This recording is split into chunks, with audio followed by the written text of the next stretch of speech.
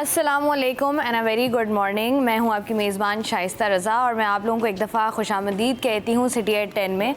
आज है मंडे और मंडे का दिन जो है वो कुछ ख़ास अच्छा होता नहीं है क्योंकि वीकेंड होता है। वीकेंड के बाद जो है वो बड़ी मुश्किल होती है मंडे के रोज़ सुबह सुबह उठने में, और उठने के बाद जो है वो काम पर आने में एक अलग मुश्किल होती है। और अगर आप कराची शहर में रहते हैं तो फिर जो ट्रैफिक का सिलसिला होता है वो एक अलग मुश्किल होती है।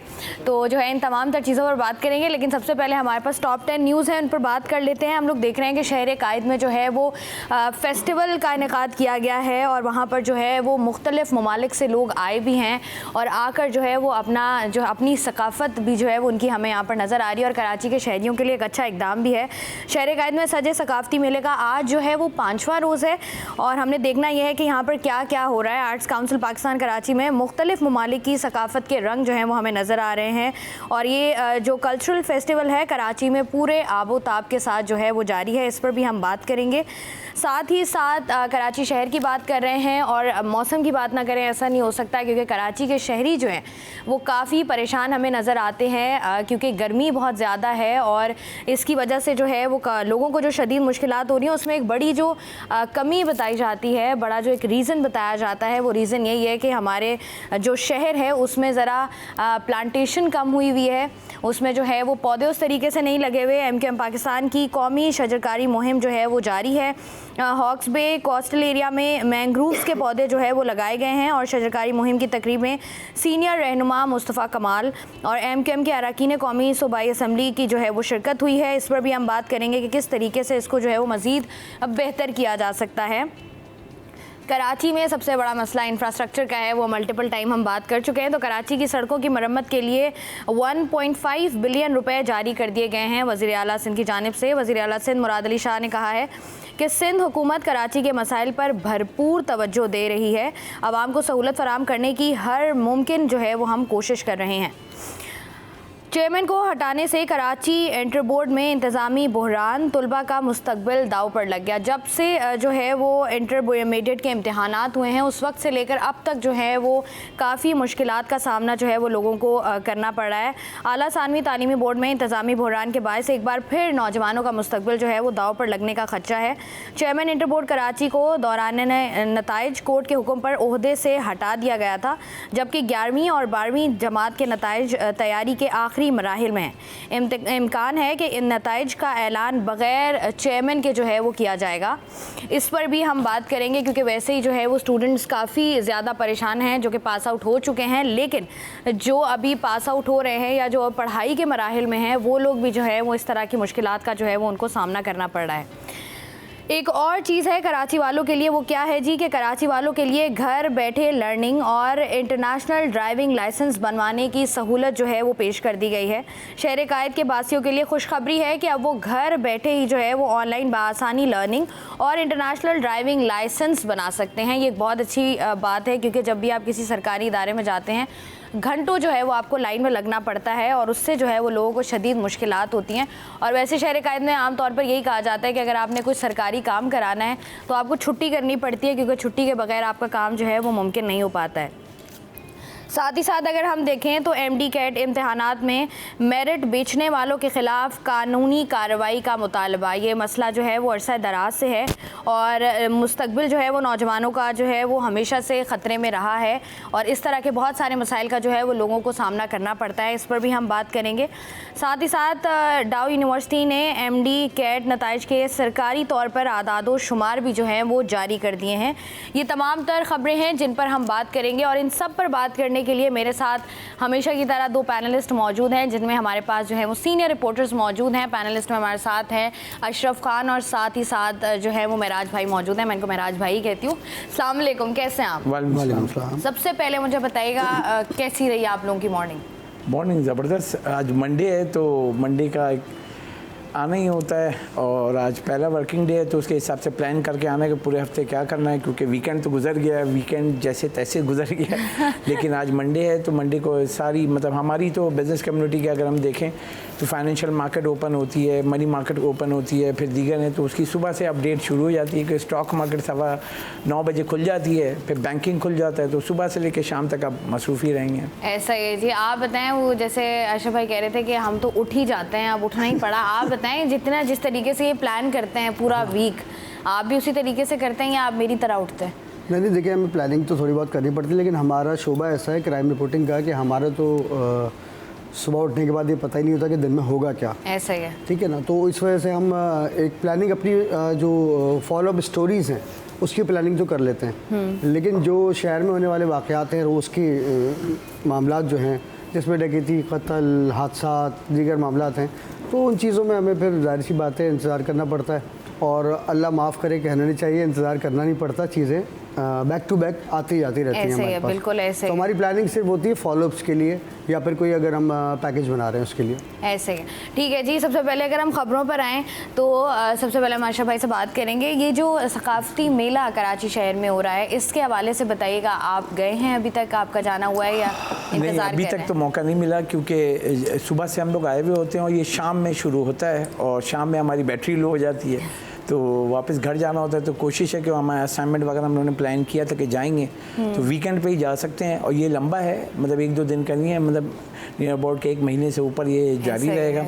और सबसे जो चीज़ें हैं कि अभी जो मैंने देखा था कि कल की जो खबर थी कि इतवार को इन्होंने आम पब्लिक के लिए भी खोल दिया था, क्योंकि टिकट है एक नॉर्मल उसके लिए जो, लेकिन कल जनरल पब्लिक के लिए खोला था। रश अच्छा खासा था क्योंकि अलग अलग हॉल में, एक जगह पे नहीं हो रहा है, आर्ट काउंसिल में मुख्तलिफ हॉल्स हैं, वहाँ पे अलग अलग जो हैं वो दिखा रहे हैं। जैसे कि आपके ड्रामाटाइज करते हैं वो अलग है, बाकी गानों का है, मतलब जो सकाफ़त अपनी पूरी दुनिया से लोग आर्टिस्ट आए हुए हैं। और ये बहुत बड़ा वो है कि एक इमेज की बात करें कि पाकिस्तान का इमेज पूरी दुनिया में कैसा जा रहा है।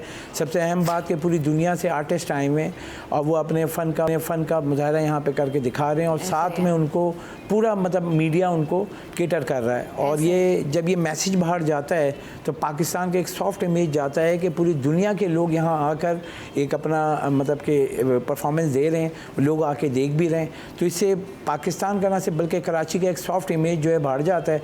और वैसे अगर देखा जाए हमारा कि लोग ज़्यादातर जो खबरें देते हैं और सुनते हैं तो उससे बिल्कुल मायूस हो जाते हैं कि ऐसी सूरत हाल है। स्ट्रीट क्राइम जैसे मिराज साहब हमारी खबरें देते रहते हैं दिन भर डराने के लिए, तो उससे ये इमेज अच्छा नहीं होता है ना। मगर ये वाला जो है इमेज ये होता है कि आप बहुत सारी चीज़ें देखें, सिर्फ आर्टिस्ट नहीं आए, जब आपका सॉफ्ट इमेज होगा तो बिजनेसमैन भी आएंगे, सरमायाकार भी आएंगे और वो देखेंगे हम इजीली यहाँ पे मूव कर रहे हैं, तो उनके भी मैसेजेस आ रहे हैं जो आर्टिस्ट आए हुए हैं। और वो जब मूव हो रहे हैं कराची शहर में, आप होटल भी जा रहे हैं, फिर आर्ट काउंसिल आ रहे हैं, फिर कराची की जो अच्छी अच्छी जगह है उनको वहाँ घुमाने भी लेके जा रहे हैं, तो वो अपना पैगाम अपने मतलब सोशल मीडिया पे वो भी दे रहे हैं, तो पूरी दुनिया उसको देख रही है। और एक सॉफ्ट इमेज जब जाता है ना तो आपके यहाँ इन्वेस्टमेंट भी आती है, FDI भी आती है, लोग भी आते हैं। मतलब आप कराची एक माशी हब है, 7 इंडस्ट्री जोन है और यहाँ पे आप सोचिए 7 इंडस्ट्री जोन में अगर हम सिर्फ कैलकुलेट करें तो रोज़ भी अगर एक बैरूनी ख़रीदार आए तो आप कैसा इमेज जाएगा वो। तो ये इस वक्त पाकिस्तान की ज़रूरत है, पाकिस्तान को डॉलर की ज़रूरत है और पाकिस्तान के पास अगर गैर मुल्की ख़रीदार आएंगे तो पाकिस्तान के सॉफ्ट इमेज जाएगा, ज़्यादा लोग आएंगे। तो ये एक मैसेज है इसके ज़रिए। और ये हम समझ रहे हैं आर्ट काउंसिल में हो रहा है, ये आर्ट काउंसिल में पाकिस्तान का एक सॉफ्ट इमेज जा रहा है बाहर, और बहुत मुस्बत है ये, और बड़ा मुस्बत भी है और बड़ी अच्छी बात भी है, क्योंकि हम लोग देखते हैं जैसे आप भी बात कर रहे थे कि आए रोज़ जिस तरीके का इमेज जो है वो बाहर पोर्ट्रे किया जाता है। पहले हमने देखा कि पाबंदी लगाई गई कि हमारे आर्टिस्ट जो हैं वो बाहर जाके परफॉर्म उस तरीके से नहीं कर पाते या उस तरीके से हिस्सा नहीं ले पाते। तो इस तरह के जो इवेंट्स होते हैं जहाँ पर मुख्तलिफ बैरूनी ममालिक से आए लोग यहाँ पर परफॉर्म करते हैं, ना सिर्फ वो अपना कल्चर दिखाते हैं बल्कि आपका कल्चर भी वो देखते हैं और वो देखते हैं कि पाकिस्तान में या कराची शहर में क्या हो रहा है, क्या क्या चीज़ें मौजूद हैं। आप मुझे बताइएगा महराज भाई, आपका जाना हुआ है अभी तक या आप भी अभी इंतज़ार ही कर रहे हैं? देखिए, जाना तो मेरा भी अभी तक नहीं हुआ है, लेकिन चलिए बहुत अच्छी बात है। इस तरह के प्रोग्राम्स और इस तरह की सरगर्मियाँ जो है ना वो बहुत ज़रूरी हैं, ख़ासतौर पर शहर कराची के लिए। शहर कराची को अगर आप माजी में देखें तो अक्सर हमने यही देखा है माजी में कि किसी ना किसी वजह से डिस्टर्ब ही रहा है। ऐसा ही है, बिल्कुल। कभी टारगेट किलिंग्स वाले इशू रहे, दहशतगर्दी रही, तालिबानाइजेशन वाले मामलात रहे। अच्छा, ये सब चीज़ें ख़त्म हुई 2013 के बाद, कुछ सुकून की लहर आई, तो उसके बाद फिर स्ट्रीट क्राइम के जिन ने जो है वो सबको काबू में कर लिया। और वो स्ट्रीट क्राइम का मामला ऐसा है कि जाहिर सी बात है वो पुलिस के भी कंट्रोल में नहीं है। पुलिस चाहे 1000 दावे करे और सैकड़ों के हिसाब से गिरफ्तारियां हर माह हो जाती हैं, लेकिन बात यह है कि डकैती की वारदातों को, लूटमार की वारदातों को रोकने वाला इस वक्त शहर में कोई ऐसा मैकेनिज़्म बना नहीं सकी है पुलिस के जिससे इस पर कुछ कंट्रोल हासिल हो जाए। तो इन सब चीज़ों के, इन मसाइल का शिकार है पब्लिक हमारी, जो कराची के रहने वाले हैं, मुझ समेत और आप समेत भी। लोड शेडिंग हमारे पास खैर से ठीक है, इसके अलावा पानी का इशू हमारे पास, सेवरेज का इशू हमारे पास, टूटी हुई सड़कें हमारे पास। तो हम लोग सब वैसे ही जो है बड़े झंझलाए हुए और बड़े मसाइल के शिकार लोग हैं। अच्छा, ऐसे में बड़ा ये क्या कहते हैं उसको, बाहर का झोंका होता है इस टाइप की जो इवेंट्स होते हैं। मैं भी जाहिर सी बात है वीकेंड पे जाऊँ या वीकेंड से पहले चांस मिल जाए, लेकिन जाऊँगा ज़रूर। वो इसलिए कि देखिए सकाफती मेला है एक तरह से, पूरी दुनिया से लोग आए हैं। तो अगर हम अपने बच्चों को, अपनी फैमिलीज़ को भी वहाँ पे साथ लेके जाएं तो हमें ये, उनको भी बड़ी अच्छी मालूमात हासिल होंगी कि दुनिया में किस चीज़ की सकाफत है और किस किस की कैसी सकाफत है। और महाराज भाई, हमारी चूँकि, सॉरी आपकी बात काट रही हूँ, हमारी इकॉनमी इतनी स्ट्रॉन्ग नहीं है, तो हम बाहर, बहुत सारे ऐसे लोग हैं जो बाहर ट्रैवल नहीं कर सकते। तो ये भी आपके लिए एक अच्छा मौका है कि आप अपने घर, अपने शहर में रहते हुए जो है वो दूसरों की सकाफत देख सकते हैं कि साउथ अफ्रीका में या बाकी किसी और ममालिक में, सऊदी अरब में क्या हो रहा है, क्या सकाफत है, क्या सिलसिला है।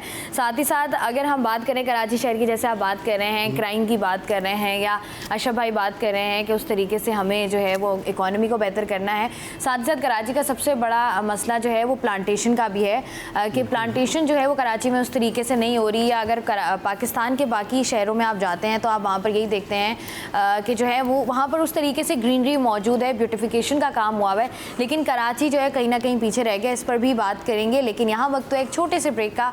ब्रेक से वापस आएंगे, प्रोग्राम को मज़ीद कंटिन्यू करेंगे।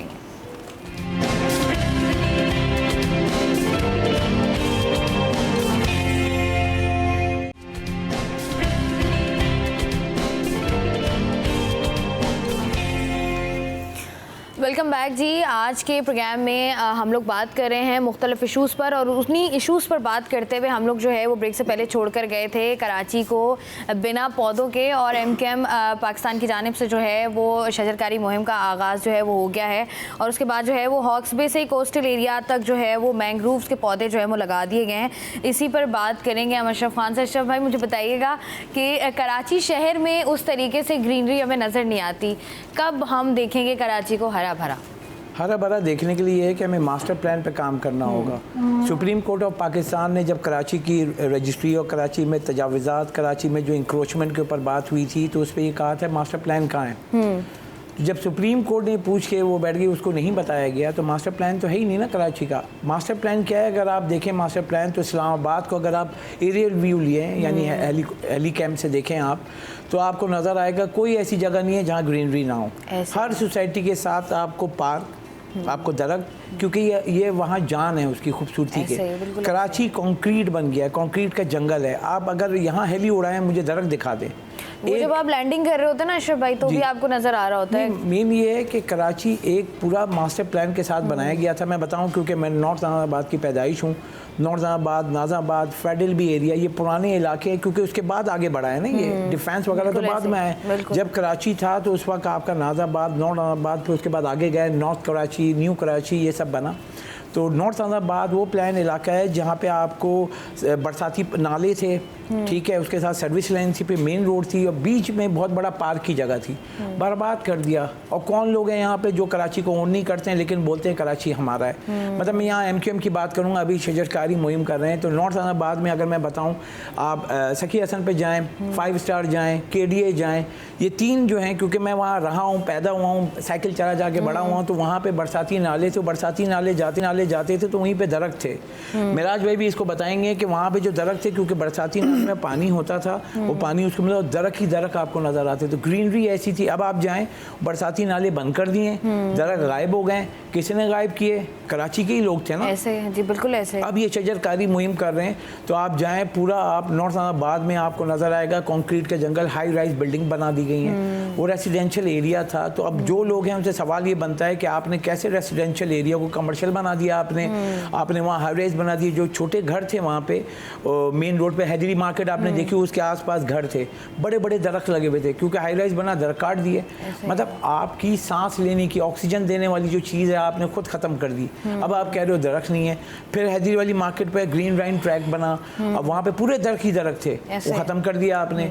आप जहाँ आए, आप ट्रैक बना रहे हैं, कुछ भी कर रहे हैं तरक्याती काम, तो आपको देखना पड़ेगा उसके साथ आपका जैसे दरख्त हैं, अब ये सब चीज़ें जब आप ख़त्म करते हैं, प्री प्लानिंग होनी चाहिए पहले से कि वो दरख्त काटे नहीं, उसको निकाल के कहीं और लगा दें। हमारे पास तो सिस्टम ही नहीं है ना, बस सीधा ये है कि दरख्त मिला काट दो। गुलिस्तान जौहर ऐसा था इलाका जहाँ थे, आपको याद होगा लास्ट टाइम पूरा हमने सिटी 21 ने कराची की आवाज़ बना था, और उसने सारे दरख्त काट दिए, और जाके पूछो तो कह रहे हैं ये कीकर का दरख्त था, ये उसका दरख्त था। दरख्त होता है, अल्लाह ताला ने वो दरख्त बनाए, और दरख्त से छाँव मिलती है, दरख्त से आपको ऑक्सीजन मिलती है। और आप क्या कर रहे हैं कि पूरे शहर को आप बंजर कर रहे हैं और कंक्रीट का जंगल बना दिए। और जब कंक्रीट का जंगल बन जाएगा तो गर्मी, जैसे आपने स्टार्ट में कहा कि वेदर, तो कराची का वेदर, पूरे मुल्क की बात करें, इस्लामाबाद का वेदर बहुत अच्छा है क्योंकि ग्रीनरी है, पंजाब में ग्रीनरी है।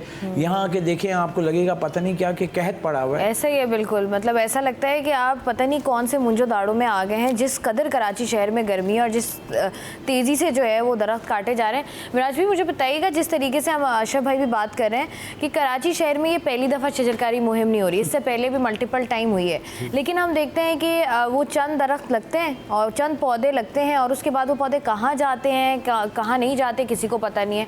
हमने कहीं ऐसा नहीं देखा कि कहीं पर जो है वो हमें ग्रीन बेल्ट मिल जाए, या हम ये कहें कि ये पौधे जो है वो आज से 5 साल पहले लगे थे तो अब ये थोड़ी सी इन्होंने अपनी ग्रोथ पकड़ी है, ऐसा तो कुछ नहीं हो रहा। तो जो इससे पहले शजरकारी मुहिम अभी तक हुई हैं, वो उनके पौधे कहाँ हैं, और ये जो शजरकारी मुहिम हो रही है इसको कैसे देख रहे हैं आप? देखिए, एक तो मैं पहले आपको ये बताऊंगा, देखिए पंजाब और हमारे यहाँ जो आबो हवा है ना, वो बड़ी चेंज है, तब्दील है, ठीक है ना, पानी का इशू भी है।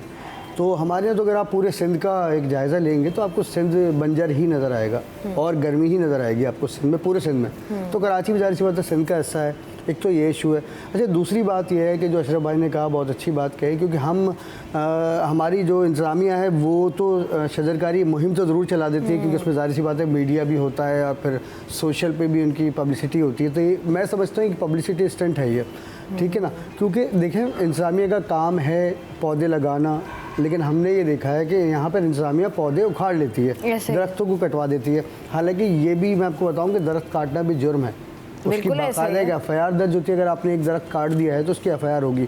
लेकिन माजरत के साथ इसमें एक और भी मामला बहुत बड़ा है, क्योंकि जब मैं खुद जहाँ रहता हूँ वहाँ दरख्त नहीं लगाऊंगा, या फिर दरख्तों की जो नशो नुमा है उसमें हिस्सा नहीं डालूंगा, उसकी देखभाल नहीं करूँगा, तो फिर ये मतलब मामला आगे कैसे बढ़ेगा। तो इसमें पब्लिक का भी मामला है, इंतज़ामिया का भी मामला है, और दोनों मिल के अगर सोचेंगे ना इस पर तो शायद कोई बेहतरी आ जाए। तो बहरहाल वो शजरकारी मुहिम का इफ्तिताह कर रही है, और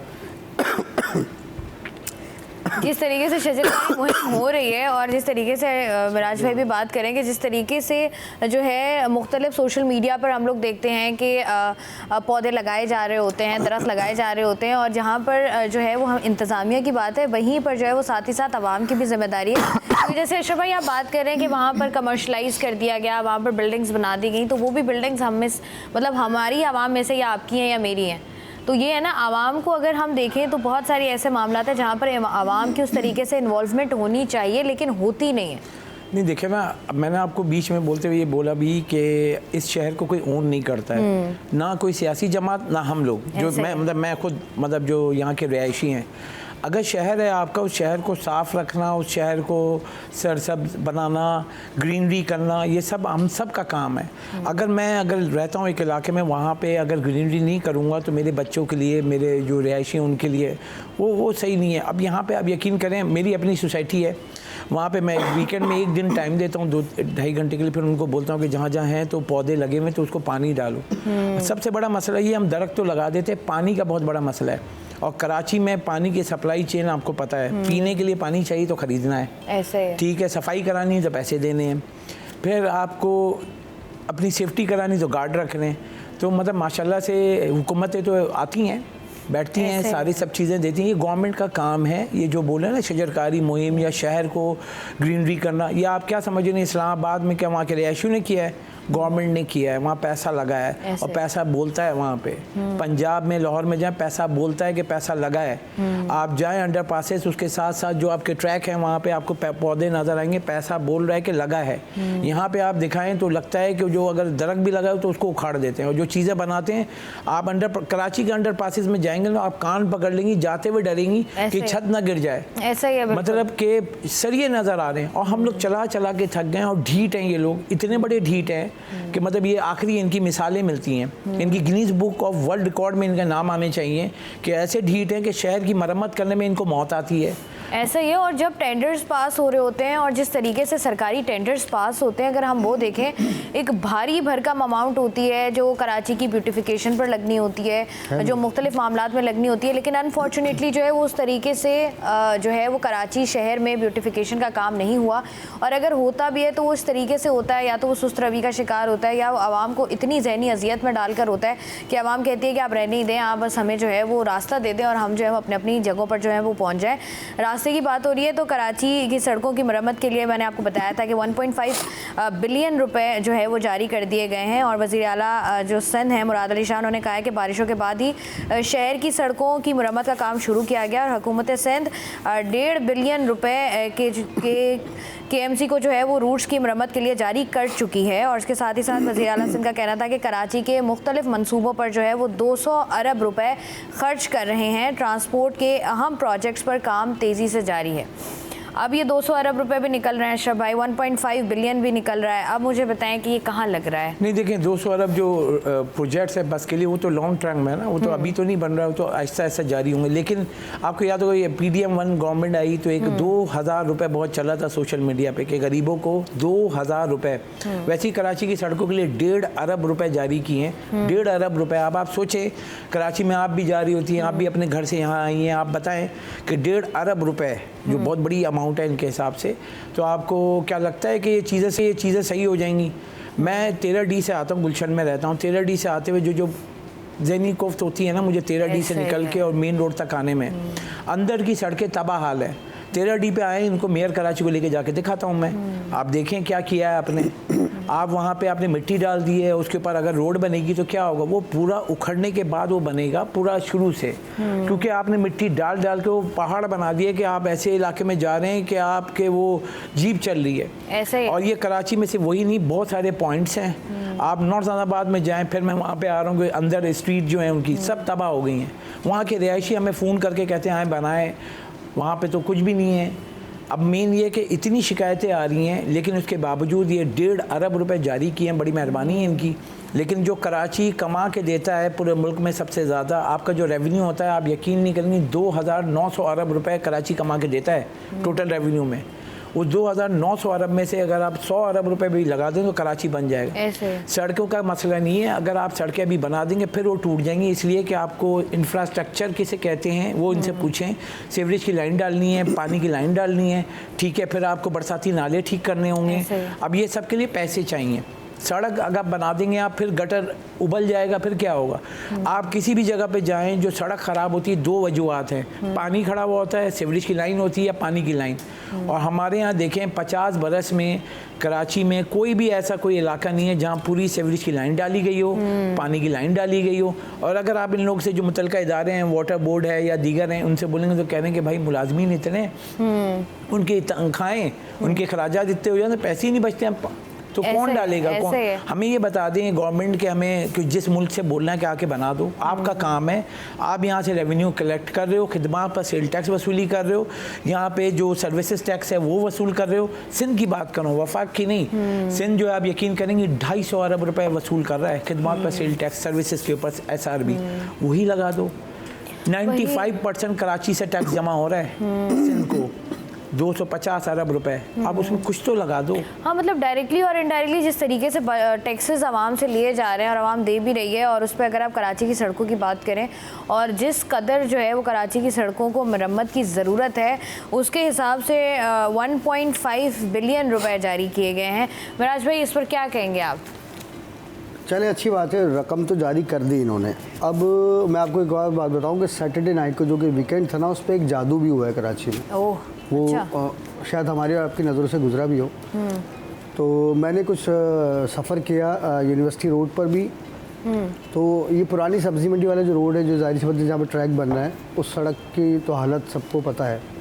लेकिन मैं एक पिकनिक पे गया हुआ था, वहाँ से सुबह फजर के बाद मेरी वापसी हुई तो मैंने देखा कि वहाँ रातों रात जो है वो कारपेटिंग हो चुकी है। वो जो बड़े बड़े जितने भी गड्ढे पड़े हुए थे, जो ट्रैफिक जाम का बास बन रहे थे, उसमें उन्होंने रातों रात कारपेटिंग कर दी और निकल गए वहाँ से। अच्छा, आप क्या समझते हैं कि कारपेटिंग जो है उसका भी ठेका दिया गया होगा? ट्रू। अच्छा, हमारे यहाँ प्रॉब्लम यह है कि ठेका जब सरकारी सतह पर को दिया जाता है, भले वो सड़कों की मरम्मत के लिए हो, सेवरेज के लिए हो, या गलियाँ बनाने के लिए हो, या ज़ैली सड़कें बनाने के लिए हो, तो मुबैना तौर पर 25 से 30% तो सरकार के जो हमारे नुमाइंदे बैठे हुए खैर से वो उसी वक्त काट लेते हैं। डील होती है, ऐसे है, ठीक है ना, मुबैना तौर पर ये पूरी डील होती है जी, ठीक है। अगर 1 करोड़ रुपए का ठेका है मिनिमम भी अगर आप ले लें तो मेरे 25% तो हमारा हुआ, ठीक है। 25-30 में जहाँ भी डन हो गया वो हो गया। ये ज़रा महाराज भाई आप बात कर रहे हैं ज़रा पैसों की, मामलात की, ये वो वाली बात है जो हमें ज़रा तफसीली सुननी चाहिए, लेकिन यहाँ पर वक्त तो एक ब्रेक से वापस कर फिर जो है वो महाराज भाई से ज़रा हिसाब किताब की बातें भी करेंगे।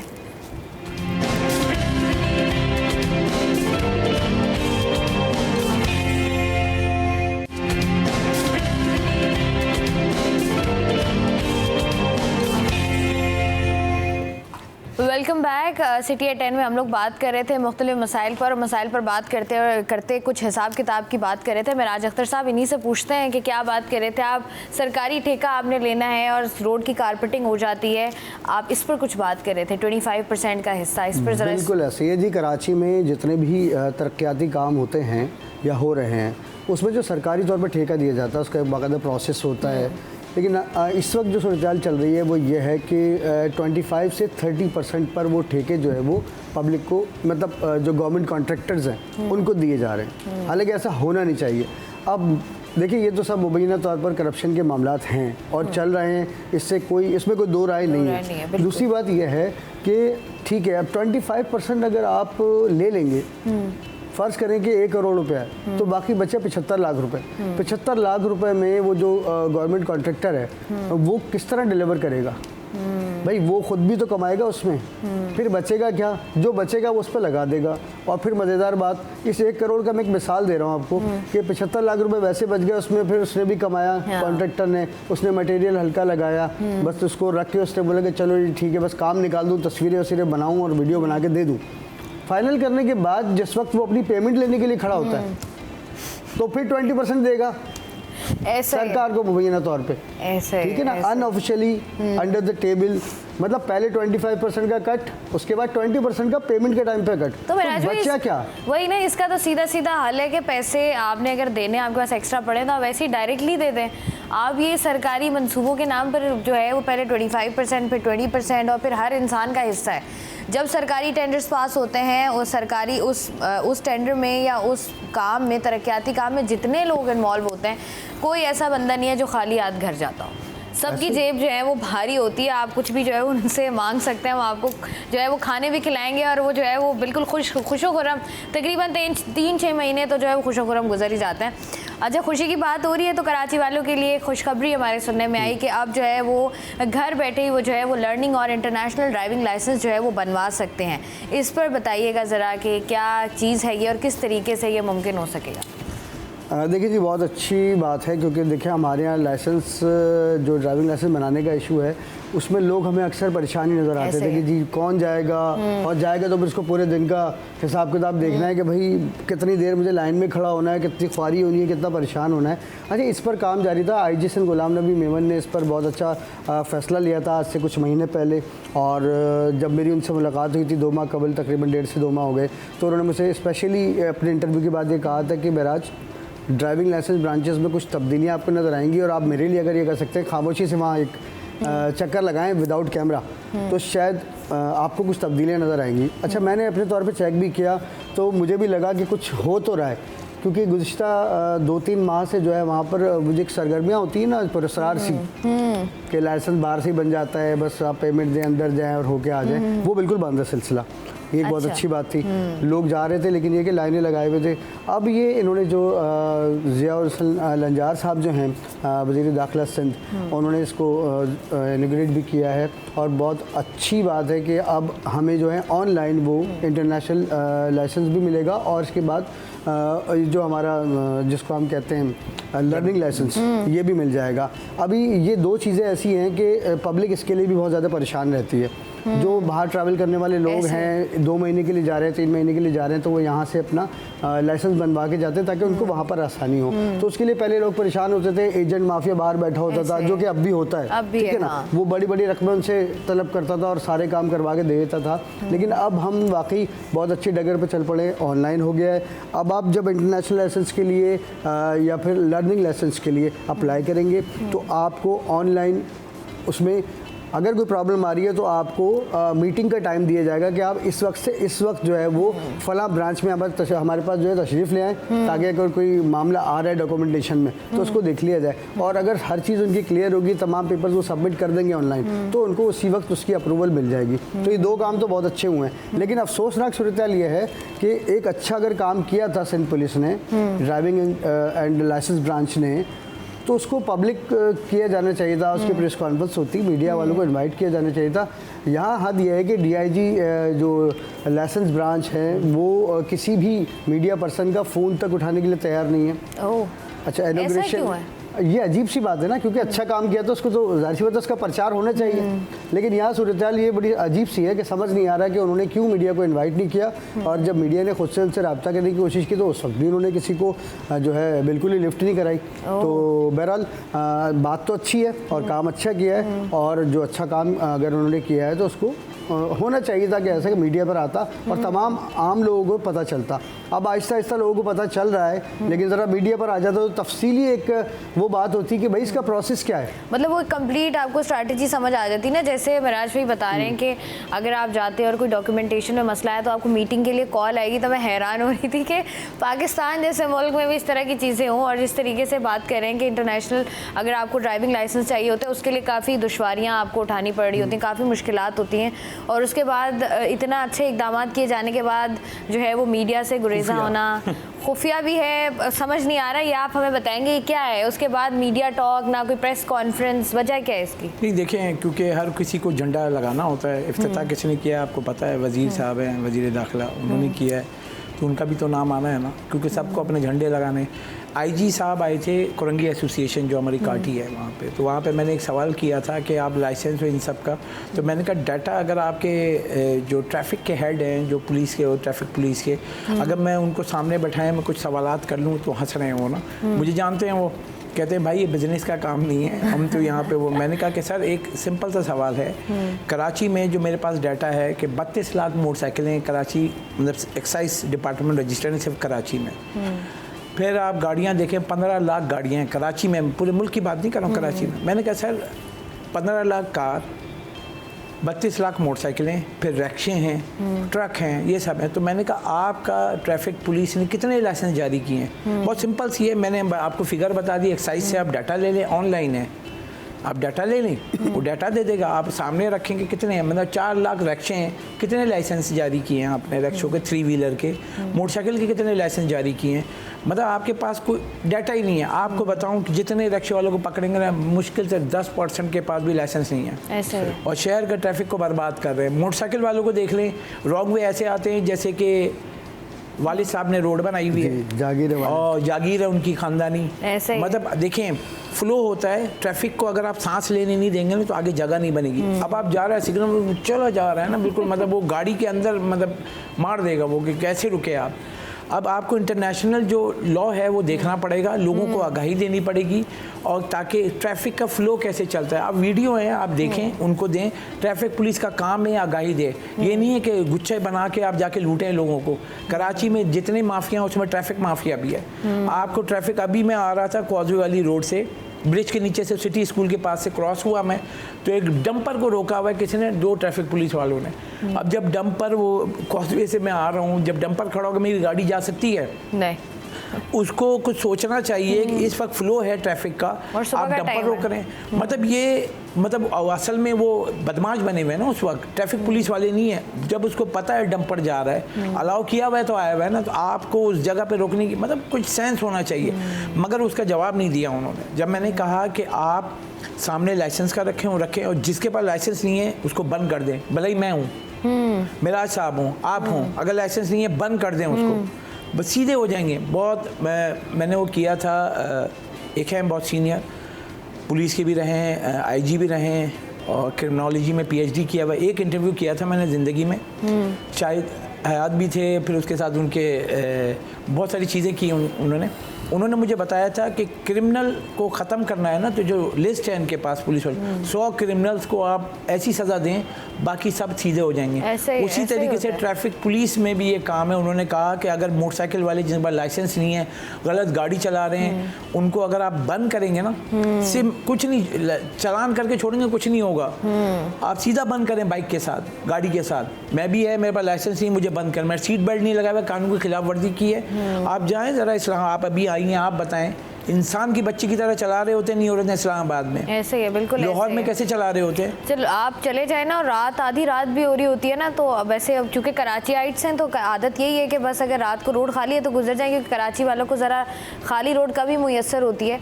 तो वहाँ पर अगर आप आधी रात को भी जाते हैं ना, तो वहाँ पर आप जैसी ट्रैफिक सिग्नल जो है वो लाल बत्ती जलेगी, तो इसका मतलब ये कि रुकना है आपने, क्योंकि आपको पता है ऑटोमेटिक है, पता है आपको, अगर आपने तोड़ा तस्वीर खींच जाएगी, चलान आ जाएगा, सुबह आपके घर में जो है वो चलान आ जाएगा। तो ये कराची शहर में इतना मुश्किल क्यों है? इसलिए वही ना, अभी आप इनसे बोले लाइसेंस का खुफिया रख के किया है, तो इनसे सवाल करें ना, ये जो ट्रैफिक पुलिस के हेड है, कितने लाइसेंस होंगे? बिल्कुल सही कह रहे हैं। अच्छा, इस पर हमने भी कुछ काम किया था, जब हमने डेटा वगैरह कलेक्ट किया था, कोई काफ़ी तकरीबन हो गए 6-8 महीने हो गए हैं। तो हमारे यहाँ एक तो ये बात है कि जैसे अशरफ भाई ने कहा कि जी जिसके पास लाइसेंस नहीं है उसको बंद कर दिया जाए, हमारे यहाँ कानून इसकी इजाज़त नहीं देता। कानून में असल में कुछ शिकायत ऐसी होती है ना, लाइसेंस ना रखना ऐसा जुर्म नहीं है कि उसमें आपको गिरफ्तार कर लिया जाए। हाँ, अगर आप कोई हादसा कर बैठे हैं तो उस सूरत में गिरफ्तारी हो सकती है। हादसे का वेट करना होगा, लेकिन हमें इंतज़ार करना होगा। और बहुत सारी ऐसी शिकायतें, जैसे वैसे अक्सर जब मैं भी शो कर रही होती हूँ, मैं भी देख रही होती हूँ कि इस तरह की हमारे मुल्क में कवानीन मौजूद हैं कि अगर उन पर जो है वो अमल दरामद हो तो हम बहुत सारी चीज़ों में बहुत बेहतर हो सकते हैं। और जो है जिस तरीके से जो है हम लोग बात करें, कोशिश यही है कि कराची शहर में होने वाला हर काम जो है, चाहे वो तरक्याती काम हो, चाहे वो शजरकारी मुहिम हो, अच्छा हो, ताकि कराची शहर जो है वो उसका भी एक पॉजिटिव इमेज जो है वो सामने आए। मेरे साथ मिराज अख्तर और अशरफ भाई मौजूद थे, बहुत बहुत शुक्रिया आप दोनों का। प्रोग्राम में जो है वो मज़ीद भी बात करेंगे, लेकिन यहाँ पर वक्त तो एक ब्रेक का, हमारे साथ रहिए।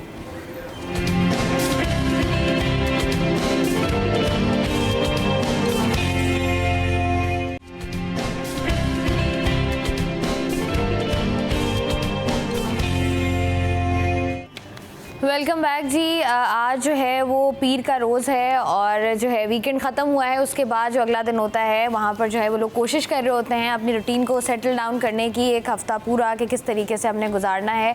बात कर रहे थे हम कराची में होने वाली मुख्तलिफ़ एक्टिविटीज़ की, जहाँ पर कुछ अच्छी एक्टिविटीज़ हैं, कुछ वही मसाइल हैं जिन पर काम जो है वो होना है। तो वो बातें हमने कर ली, तो हमने सोचा कि क्यों ना कराची शहर में और भी बहुत सारी अच्छी चीज़ें मौजूद हैं और भी बहुत सारी ऐसा टैलेंट हमारे पास मौजूद है जो कि हमें नज़र आता है और जो हमारा कह लें कि शहर कायद का नाम जो है वो रोशन करता हुआ नज़र आ रहा है। तो मेरे पास जो इस वक्त मौजूद हैं स्टूडियो में वो हैं शराज खान, और SSU शूटिंग कंपटीशन एक हुआ था जिसमें जो है वो गोल्ड मेडलिस्ट है, उनकी टीम जीती भी थी। तो इनसे बात करते हैं ज़रा। अस्सलाम वालेकुम। वालेकुम सलाम। सबसे पहले तो मैनी कंग्रेचुलेशंस कि आप लोग जीते हैं। मुझे ज़रा तफसीली बताइएगा, क्योंकि शूटिंग वूटिंग के जो मामलात होते हैं किस तरीके से होते हैं, क्या होता है इसमें, और किस तरीके से आप लोगों को ट्रेन किया जाता है, कौन कौन सी टीम्स हैं जो इसमें इन्वॉल्व होती हैं, ज़रा ब्रीफली बताइएगा। अच्छा, सबसे पहले तो हर 6 सितंबर को लास्ट टाइम भी हमने फ़र्स्ट हैंडगन शूटिंग चैम्पियनशिप करवाया था। हमारे सर DIGP मकसूद अहमद मेमन साहब, आपने सुना होगा, बहुत मारूफ नाम है उनका। तो उनकी मेहनत है, बस उनकी कोशिश ये होती है कि जितने भी अच्छे शूटर्स हैं, जितने भी अच्छे मतलब एथलीट्स हैं, कोई भी कंपटीशन हो तो उस पर बहुत ज़्यादा फोकस करते हैं, ज़ोर देते हैं कि आपने ये करवाना है, और जितने भी अच्छे अच्छे लड़के हैं वो इसमें पार्टिसिपेट करें। होता असल में ये है कि हमारे पास एसएसयू में जिस लड़के में जो एबिलिटी होती है ना, तो सर उसे वहाँ लगाते हैं। ये नहीं कि किसी में मतलब कोई आईटी में अच्छा है या कोई शूटिंग में अच्छा है तो उसे उठा के कहीं और लगा दिया, नहीं। जिस चीज़ में जो लड़का अच्छा है उसे वहीं इनपुट किया जाता है उसे। तो हुआ ये कि लास्ट ईयर से ये स्टार्ट हुआ था 6 सितंबर से। तो उसमें जितनी भी लॉ इन्फोर्समेंट होती हैं उसमें मेल फीमेल अलग कैटेगरीज बनती हैं। अच्छा, उसमें सिविलियंस भी आते हैं और बहुत सारे आए थे लास्ट टाइम भी, इस टाइम भी आए हैं अल्हम्दुलिल्लाह। तो एक बहुत अच्छा मतलब ये हमारा कंपटीशन हुआ था। तो उसमें फिर हमारी टीम अल्हम्दुलिल्लाह फ़र्स्ट आई है। इसमें तकरीबन सारी लॉ इन्फोर्समेंट की टीम्स होती हैं, मतलब आईबी होती है और पंजाब से आते हैं, बलूचिस्तान से आते हैं, फिर अपने पुलिस के होते हैं। काफ़ी सारी टीम्स होती हैं इसमें। अच्छा शराज, मुझे ये भी बताइएगा कि जैसे आपने बताया शूटिंग का शौक़ कब से था? ये बचपन से है, एथलीट बनने का शौक़, या कोशिश की है कि अगर मतलब आपको पता है कि अगर मैं देखूं तो मेरे पास बहुत लंबी लिस्ट है शराज खान की, जिसमें फ़िज़िकल में फ़र्स्ट पोजीशन है, ईगलेट पुलिस कोर्स है, फ़िज़िकल में फिर इन्होंने फ़र्स्ट पोजीशन हासिल की, आर्मी एडवांस कोर्स क्वालिफाइड हैं, एंटी टेररिस्ट स्क्वाड में भी थे, qualified from IB with overall first position. मतलब अगर आपको पता है, अगर इंसान एक बार फर्स्ट आ जाता है तो इंसान को लगता है कि भाई ज़िंदगी में बहुत कुछ कर लिया। और भी बहुत लंबी लिस्ट है, वो हम शराज से ही पूछेंगे। लेकिन शराज, कब पता चला आपको कि आप इतने अच्छे हैं इसमें? बस शुरू से शौक़ था फोर्स में जाने का।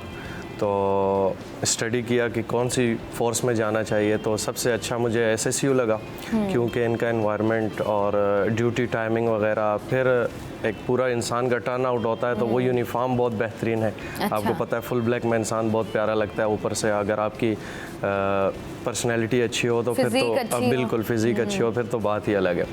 तो इसमें मैंने अप्लाई किया था 2016 में। फिर तकरीबन हमारा 1 साल लगा और हम हो गए। उसके बाद कोर्सेज़ आए तो कोर्सेज़ करने हम चले गए।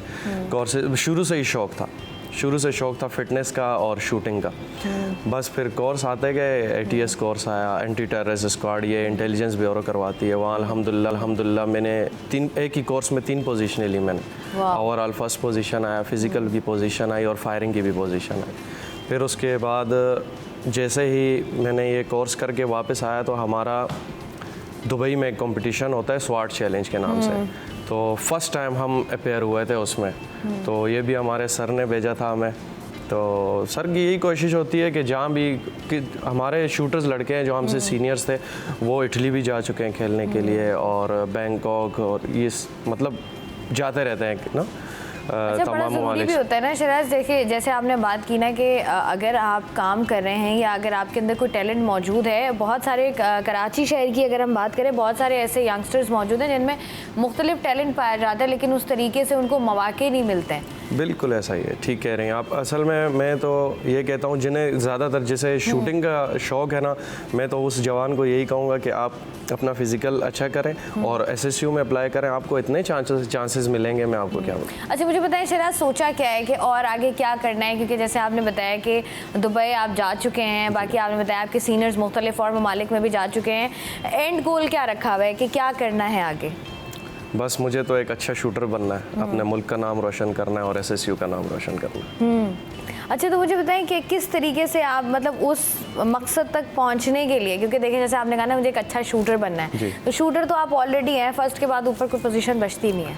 नहीं देखिए, तो आप अगर एक अच्छे शूटर तो आप ऑलरेडी हैं, मतलब आपने सोचा क्या है कि करना क्या है, कि और ज़्यादा इसको पॉलिश करना है, कुछ और ज़िंदगी में करना है इसके साथ? अगर आपके पास ये स्किल मौजूद है तो आप क्या क्या कर सकते हैं? देखिए, अभी मैं खेल रहा हूँ पाकिस्तान में, अभी मैंने जाना है बाहर इंशाल्लाह खेलने के लिए। तो मैं कह रहा हूँ कि मैं खुद को इतना पॉलिश कर दूँ कि बाहर, हाँ इंशाल्लाह जाएंगे। ये भी एक सवाल है ना आजकल के नौजवान, जो जाते हैं वो वापस कहाँ आता है आपको पता है। ये देखे ना, फिर देखे दिल की बात आ गई ना। लेकिन इंशाल्लाह मैं तो, मेरा इरादा तो सिर्फ खेलने का है। इंशाल्लाह खुद को इतना पॉलिश करना है कि बाहर जाके अपना नाम बना सकें, अपने मुल्क का नाम बना सकें। तो उस तक जाने के लिए ये जो पूरा एक रास्ता है कि आप अभी सिर्फ जो है वो नेशनल लेवल पर खेल रहे हैं, किस तरीके से क्या क्या और चीज़ें आएंगी, किस किस तरीके से आप जो है इन सारे प्रोसेस को, हर्डल्स को जो है वो पार करेंगे? ये एक लंबा प्रोसीजर है। इसमें जो हमारे सीनियर्स हैं मैं उनसे भी राय लेता रहता हूँ। सबसे पहले तो देखें ये कि आपने इतना प्रोफेशनल होना है ना कि उनके दरमियान आप खेल सकें, क्योंकि वो बहुत ऊपर लेवल के शूटर्स होते हैं ना, और उनके पास उस किस्म का असला भी है। फिर वेपन्स आपको पता है, जो हम वेपन्स यूज़ करते हैं वो 3-3.5 लाख का होगा, वो जो वेपन्स यूज़ करते हैं वो 12-12, 20-20 लाख रुपए का एक पिस्टल है। तो फिर बहुत काफ़ी चीज़ें हैं। फिर ऑप्टिक्स वो यूज़ करते हैं, हम ऑप्टिक्स यूज़ नहीं करते हैं, हम 3 डॉट साइड्स पे खेलते हैं। वो रेड डॉट लगाते हैं, हम बिना रेड डॉट के खेल रहे हैं फिलहाल। अच्छा। तो हाँ, अच्छा, ये अभी ओलंपिक्स में एक वीडियो भी बड़ी वायरल हुई थी, टर्की वाला शूटिंग वाली, जो एक वीडियो बड़ी वायरल हुई टर्की थी। का शूटर था। हाँ, तो मतलब आपका मकसद है कि आप जो है वो नेशनली इंटरनेशनली किसी न किसी तरीके से जो है वो ओलंपिक्स खेलें? वो असल में देखें, ये 2 किस्म के शूटिंग कॉम्पिटिशन्स होते हैं। वो जो था वो प्रिसाइज शूटिंग था। वो प्रिसाइज शूटिंग होता है, वो 5 बुलेट्स आपको मारनी होती हैं 5 मिनट्स में। 5 बुलेट्स 5 मिनट्स में मारनी होती है। और जो हम खेलते हैं टेक्टिकल कंपटीशन, इसमें एक राउंड अगर है ना, एक राउंड में 14 बुलेट्स चलेंगी।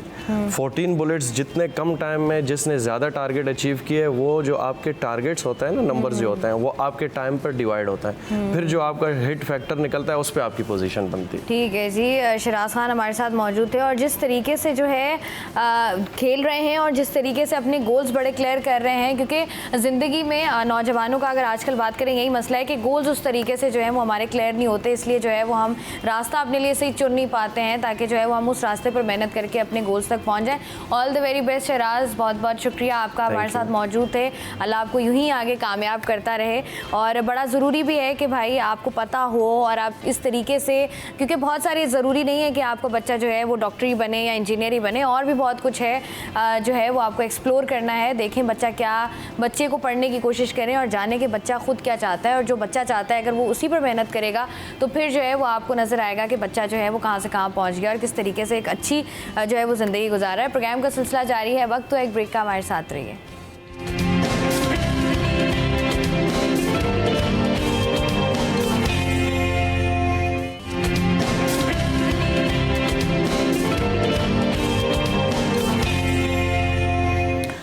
वेलकम बैक जी। प्रोग्राम में हम लोग बात कर रहे थे मुख्तलिफ चीज़ों के हवाले से, और हम जैसे मैं आपको प्रोग्राम के शुरू में भी कह रही थी कि मंडे है, बड़ा मुश्किल होता है अपने आप को जगाना, और जगाने के बाद जो है वो सारा दिन जो है अपने आप को फोकस्ड रखना।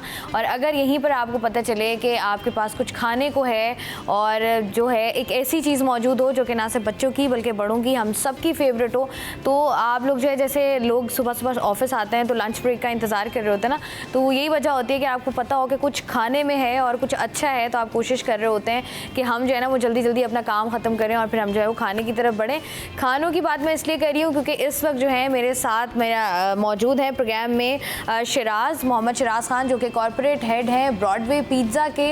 अस्सलाम वालेकुम शिराज। और पिज़्ज़ास के साथ आए हैं 2 नए फ्लेवर जो कि ब्रॉडवे ने लॉन्च किए हैं, उन पर बात होगी आज के प्रोग्राम में। इनसे जानेंगे कौन कौन सी नई लॉन्च है और क्या क्या करने वाले हैं, किस किस तरीके से ये फ्लेवर्स जो हैं वो बाकी ब्रॉडवे पिज़्ज़ा के फ्लेवर्स से जो हैं वो डिफरेंट है।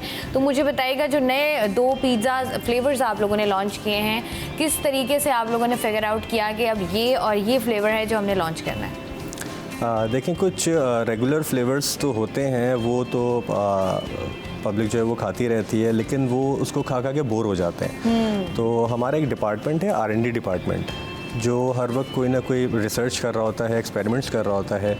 उसके बाद फिर वो एक प्रोडक्ट तैयार करते हैं और उसका फिर एक वो पब्लिक ओपिनियन लेते हैं। अच्छा, उसमें होता ये है कि जब वो पब्लिक ओपिनियन क्लियर कर देता है उसको, और जो वोटिंग जिस तरफ ज़्यादा होती है, तो उस प्रोडक्ट को फिर हम लोग लॉन्च की तरफ लेके जाते हैं। अच्छा, अभी रिसेंटली हम लोगों ने एक शावरमा पिज़्ज़ा लॉन्च किया है, प्लस हमने अपनी जो डेजर्ट की रेंज थोड़ी सी बढ़ाई है। पहले हम लोग लावा केक देते थे, अब उसमें चॉकलेट पिज़्ज़ा के नाम से हमने एक पिज़्ज़ा लॉन्च किया। चॉकलेट पिज़्ज़ा जो बच्चों की भी मतलब बच्चे भी बहुत उसको पसंद करते हैं और बड़ों के लिए भी बहुत अच्छा। और जितने भी जैसे आपके कॉम्पिटिटर्स भी होते हैं ना, तो जैसे पिज़्ज़ा की भी हम देखते हैं बहुत सारे ऐसे आप लोगों को नज़र आते हैं आपके शहरों में, ऐसी ब्रांचेस या ऐसे नाम जो कि पिज़्ज़ास बना भी रहे होते हैं। तो मुझे बताएं कि चॉकलेट पिज़्ज़ा आप ही लोग बना रहे हैं या कोई और भी है आपका कॉम्पिटिटर जो बना रहा है? देखिए, कॉम्पिटिटर्स तो डेफिनेटली वो एक दूसरे को फॉलो कर रहे होते हैं और बहुत कीन आए उन्होंने रखा हुआ होता है इस चीज़ के ऊपर कि हमारा कॉम्पिटिटर क्या इन्वेंशन करने वाला है, कौन सी प्रोडक्ट को लॉन्च करने वाला है। तो डेफिनेटली वो लोग भी जाहिर सी बात है, एक मार्केट है, उसमें बैठे हुए हैं, उन्होंने अपनी प्रेजेंस भी रखनी होती है उसी में। तो और भी मुख्तलिफ ब्रांड्स हैं जिन्होंने हमारे बाद इसको लॉन्च किया है, लेकिन आप ये भी खैर सभी देखते हैं कि मुख्तलिफ ब्रांड्स खुल रहे होते हैं, लेकिन वो बहुत ज़्यादा अरसे के लिए मार्केट में रह नहीं पाते हैं, तो हर किसी की बस की बात नहीं है। ऐसा ही है। और इस तरह की कोई फूड चेन हो जो कि लंबे अरसे के लिए चल जाए तो फिर लोगों का एक एतमाद भी हो जाता है ना शराज कि अच्छा ये चीज़ है, ये हमने ऑर्डर करनी है। अच्छा, ये जो आपने लॉन्च किए हैं पिज़्ज़ाज, इनको कितना टाइम हो गया है और कोई डील्स वगैरह चल रही हैं आप लोगों की?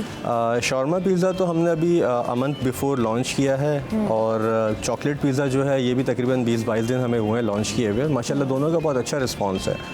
अच्छा, डील्स हमारी डिफरेंट चलती रहती है। Basically we are not worried about our sales. हमें जो है वो ब्रॉडवे की प्रेजेंस जो है वो बेसिकली मार्केट के अंदर रखनी होती है, और बहुत कम टाइम में माशाल्लाह ये ब्रांड बहुत तेज़ी से एक्सपेंड हुआ है। 2013 में इसकी पहली ब्रांच कराची में खुली थी।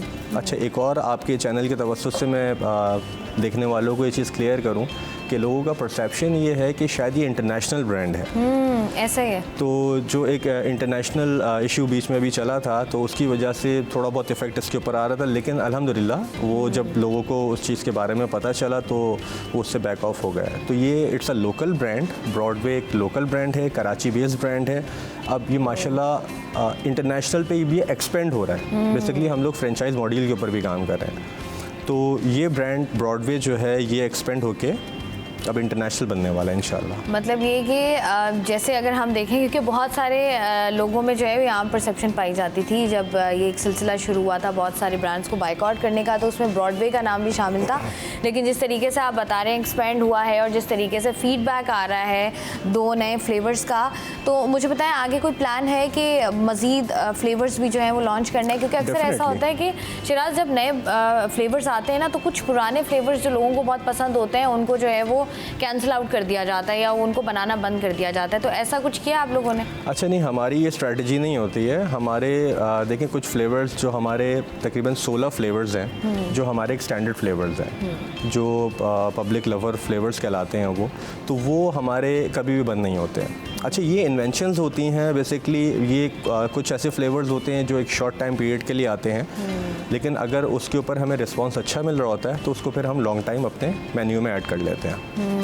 तो मतलब ये है ना कि अगर जैसे हम बात करें, जैसे मैं आपसे ब्रेक से पहले भी बात करी थी कि जिस तरीके से वियर्ड कॉम्बोज बनते हैं हमारे, और काफ़ी कुछ कॉम्बोज ऐसे होते हैं जो काफ़ी पसंद किए जाते हैं, तो आप लोगों ने जब चॉकलेट पिज़्ज़ा लॉन्च किया तो आप लोगों की, आपकी ख़ुद की क्या एक थॉट प्रोसेस होता है ना इंसान का? इंसान बड़ा पॉजिटिव होता है, इंसान को डाउट होता है कि नहीं शायद कहीं ना कहीं गड़बड़ हो, तो आप लोग पॉजिटिव थे इसको लेकर? बिल्कुल, हम लोग बहुत ज़्यादा कॉन्फिडेंट थे। इवन हमारी जो टीम है R&D टीम, वो बहुत कॉन्फिडेंट थी अपनी प्रोडक्ट को लेकर, और जब हमने इसकी R&D की है, फिर पब्लिक ओपिनियन लिया हम लोगों ने, तो उसके बाद ही हमने ये डिसीजन लिया कि नहीं, इसका रिस्पांस अच्छा आएगा, और अल्हम्दुलिल्लाह बहुत अच्छा रिस्पांस है इसका। और ज़्यादा आप लोगों की वो कहते हैं ना कि टारगेटेड ऑडियंस वो क्या है इसको लेकर? बच्चे हैं या ख़वातीन हैं या मर्द हजरात? देखिए, मैं आपको बताऊँ, इसमें हमने सबको ही टारगेट किया हुआ है, और सबसे अच्छी इस ब्रांड की बात ये है कि ये एक मिडिल क्लास भी इसको इजीली अवेल कर सकता है, इसको परचेज़ कर सकता है, इसको एंजॉय कर सकता है, एक अपर क्लास भी कर सकता है और एक लोअर क्लास भी कर सकता है, क्योंकि आपको पता है कि अभी मुल्क के हालात किस तरीके से चल रहे हैं। तो जैसा कि मैंने आपको भी बताया कि हमें सेल्स से कोई इतनी वो नहीं है, हम सिर्फ अपनी प्रेजेंस चाहते हैं। इसी वजह से हमने कंपैरेटिवली अपने रेट्स भी ऐसे रखे हुए हैं कि मतलब हर कोई इसको इजीली अवेल कर सकता है। अच्छा, मुझे बताइएगा, जैसे आप बात कर रहे हैं लोकल ब्रांड है, इजीली अफोर्डेबल है, हर इंसान जो है वो इसको खा सकता है, इसको एंजॉय कर सकता है। बहुत सारे, जैसे मैं पहले भी बात करी थी, ब्रांड्स या कॉम्पिटिटर्स मौजूद हैं मार्केट में। Why Broadway? लोग क्यों आए ब्रॉडवे? जैसे आपने कहा हमें सेल्स की ज़रूरत नहीं है, तो हम भी कह सकते हैं हमारे पास पिज़्ज़ाज के बहुत ऑप्शंस हैं, हम ब्रॉडवे क्यों आए? ये आपने काफ़ी अच्छा सवाल किया है। अच्छा, इसी के ऊपर ही basically from very first branch से अब तक काम हो रहा है। जैसा मैंने आपको बताया कि 2013 में पहली इसकी ब्रांच खुली, किचन खुला, और इस वक्त हम लोग 2024 में, तो तकरीबन 11 साल का ये टेन्योर बनता है। तो 11 साल में माशाल्लाह 70+ ब्रांचेस इसी वजह से हुई हैं कि लोग इसको पसंद कर रहे हैं, और माशाल्लाह हम लोग मज़ीद एक्सपेंशन की तरफ हैं। और वाई ब्रॉडवे, तो ब्रॉडवे का एम्बियंस आप हमारी किसी भी ब्रांच में विज़िट करें, आप वहाँ पे जो हाइजीन है हमारा प्लस प्रोडक्ट क्वालिटी है, वहाँ पे जो सर्विस हमारी सेटिस्फेक्शन है लोगों की, तो इसकी वजह से लोग जो है ना वो ब्रॉडवे पसंद करते हैं। मतलब ऐसा जैसे हम देखते हैं बाकी पिज़्ज़ाज़ में लोगों को बड़ा मसला होता है, क्योंकि लोग पहले ऐसा था, लोगों को इतनी नोआव नहीं होती थी, लोग कहते थे अच्छा चलो ठीक है पिज़्ज़ा है कहीं का भी है खा लेते हैं। कुछ फ्लेवर्स भी ऐसे होते हैं, तो पिज़्ज़ा तो सब बनाते हैं। अगर हम ब्रॉडवे की बात करें या जैसे आप लोगों ने अभी ये जो शवारमा लॉन्च किया है, शवारमा पिज़्ज़ा, इसके बारे में बताइए कि इसकी खासियत क्या है। देखिए इसकी खासियत ये है कि जो शॉर्मा लवर्स थे उनको हमने थोड़ा सा इन्हेंस किया है।